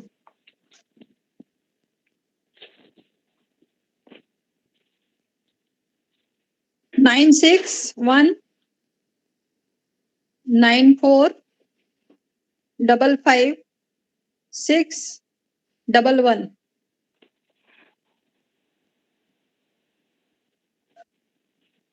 रिपीट करूं? चैट बॉक्स में डाल देती हूँ मैं आपका हाँ, नंबर। 9619455611। ठीक है। तो और किसी का कुछ प्रश्न है? 2016 में, जी जी मनीषा दीदी। हाय ठीक दीदी एक मिनट वीणा जी। हाँ हाँ हाँ हाँ बिल्कुल, प्रणाम दीदी, पाए लागुन। है ना, चलिए पहले उनसे बात कर लेते हैं। प्रणाम दीदी। जी हाँ बिल्कुल, हाय ठीक की बात करी, अच्छा। दो 2000 सही थी कि? बहुत सही है, नहीं मालूम दो होता आपसे पूछ। 2016 में वीणा जी हमने एक सीडी निकाली थी, जी तो इसमें केवल विवाह के गीत है। हमने एक थीम पे बनाए थे गीत कि खलमाटी का गीत, शीतला पूजन का गीत, गणेश पूजन का गीत, बधावा, नहलाने का गीत, मांडवे का गीत, पेरौनी का, ये सारी ये सीडी में। पर अब सीडियां बंद हो गई है। मुझे पूछना था कि तो आपकी इसमें, पुस्तक में गाने भी हैं? हाँ पुस्तक में गाने भी है, जी जी। पर हमने सीडी इसीलिए बनाई थी कि अगर गाने हो और अपने को की तर्ज नहीं आए तो गाना काम का नहीं रहता। बोलने तो बोल। अंजू जी, जय श्री कृष्ण। एक चीज मैं कह रही थी कि आप पुस्तक का पीडीएफ बना के डाल देते। सब एक लोग एक एक साथ एक ना जन बोले, पूछो दीदी। एक एक करके बोलिए, सब लोग एक साथ ना बोले, हम ये सुनाई बोल नहीं रहे हैं देगा। कि हाँ हाँ सीडी का पेन ड्राइव में डाल ले और फिर हमको सेंड कर दो। अनम्यूट कर रही हाँ, या उसकी पेन ड्राइव दे दो। ये सीडी को हम देखेंगे अभी, ये पेन ड्राइव में आती नहीं है, वैसे उन्होंने बनाई ना, अगर हम पेन ड्राइव में कोई भी डाल देता तो हमारी इतनी सीडी बिकती नहीं ना। सही बात। पर हम कोशिश करेंगे, सीडी अगर सीडी चलती है, आप लैपटॉप वगैरह में लगाओ, या फिर हम कोशिश कर रहे हैं कि अगर ये पेन ड्राइव में आ जाए तो इसमें तर्ज आपको मिलेगी गानों की। अगर हमारे पास गाने लिखे हुए भी हैं और हमको तर्ज नहीं आती तो हम गा नहीं सकते। हाँ पेन ये ड्राइव बात हम शादी में लगा देंगे ना टाइम टाइम हाँ, पे। बिल्कुल बिल्कुल बिल्कुल। और रीति रिवाज की बुक है क्या अभी आपके पास? नहीं, अभी मेरे पास तीज त्योहार, तीज त्योहार तीज त्योहार की बुक मिल जाएगी। मैं आऊंगी फिर लूंगी। बिल्कुल बिल्कुल, आप आइए, धन्यवाद। चलिए, आराधना कुछ पूछना चाह रही थी। आराधना शर्मा कुछ पूछ रहे थे आप? मुझे ये पूछना था, कुरियर हो जाएगी ना बुक? हाँ दीदी, कुरियर हो जाती है। मेरी अधिकतर बुकें बाहर ही गई है, मैंने कुरियर करी है। मतलब इंडिया से भी बाहर मैंने भेजी है और इंडिया में भी भेजी है। मंजू दी, जय श्री कृष्ण। हाँ जी, जय श्री कृष्ण। आराधना शर्मा इंदौर से। बिल्कुल बिल्कुल, हाँ पहचानी। मम्मी जी बात करना कह रहा, मम्मी जी को पहचान। हाँ दीदी, पाए लागून। प्रणाम। धन्यवाद तो ना, हाँ। बहुत अच्छा बता रहे हैं। बर आपका आशीर्वाद से सब हम एक तो कर ही पाया घर का। अरे बहुत बढ़िया है, बहुत अच्छे से। अब ये किताब है का तेरे वहू को दे दीजिए, अब इन्ना ना भी सीखोगे ना कि नहीं अब। हाँ बिल्कुल बिल्कुल। बहुत अच्छी बात है। हाँ हाँ। आजकल कहाँ छे? खरगोन। खरगोन, अभी इंदौर तो नहीं। अब बच्चा ना की पढ़ाई हुई गई, इनकी सर्विस यहाँ से खरगोन, तो खरगोन आएगा। बहुत बढ़िया, चलो धन्यवाद, जानकारी दी, मगर आप बेजार दे जो। हाँ जी, बिल्कुल बिल्कुल आ रहा था। जय श्री कृष्ण। जय श्री कृष्ण। चलिए, तो अब हम कार्यक्रम को औपचारिक रूप से समापन की तरफ ले जाते हैं। फिर हम बातचीत और करेंगे। दीदी, चौरे को वीणा जी, एक दो सेकंड का। जी जी। मैं एक 2 सेकंड का एक है। हमने अंत्येष्टि के बाद फिर गर्भधारण आता है। जी जी। हम जहाँ आए, शुरू किया, वहां फिर से आए, तो मैं 1-2 लाइन गाऊंगी। अच्छे से हम हैप्पी एंडिंग करें, है ना? हैप्पी तो एंडिंग। मैं, हाँ बिल्कुल हैप्पी एंडिंग करें। अंत्येष्टि के बाद फिर गर्भधारण आ जाता है, नया सर्कल शुरू हो जाता है। तो जो गोद भराई में गीत गाया जाता है, वह मैं थोड़ा सा 2 लाइन गाऊंगी, है ना? क्यों कर देते? आओ रे सुहागिन नारी, मंगल गाओ रे। आओ रे सुहागिन नारी, मंगल गाओ रे। जनक दुलारी की गोद भराओ रे। जनक दुलारी की गोद भराओ रे। ईश बहू जी को बिंदी भी सोहे, टीका में हीरा मोती लाल लगाओ री। आओ रे सुहागिन नारी, मंगल गाओ री। धन्यवाद। बहुत सुंदर, बहुत बढ़िया। बहुत धन्यवाद अंजू जी, आपका बहुत बहुत धन्यवाद। आज मुझे लगता है बहुत सारे लोगों को बहुत कुछ बहुत अच्छा बताया आपने अंजू जी। जी धन्यवाद। वीणा जी का बहुत बहुत धन्यवाद। आपने हमको ये मंच दिया। अपनी बात सब तक पहुंचाना मेरा है।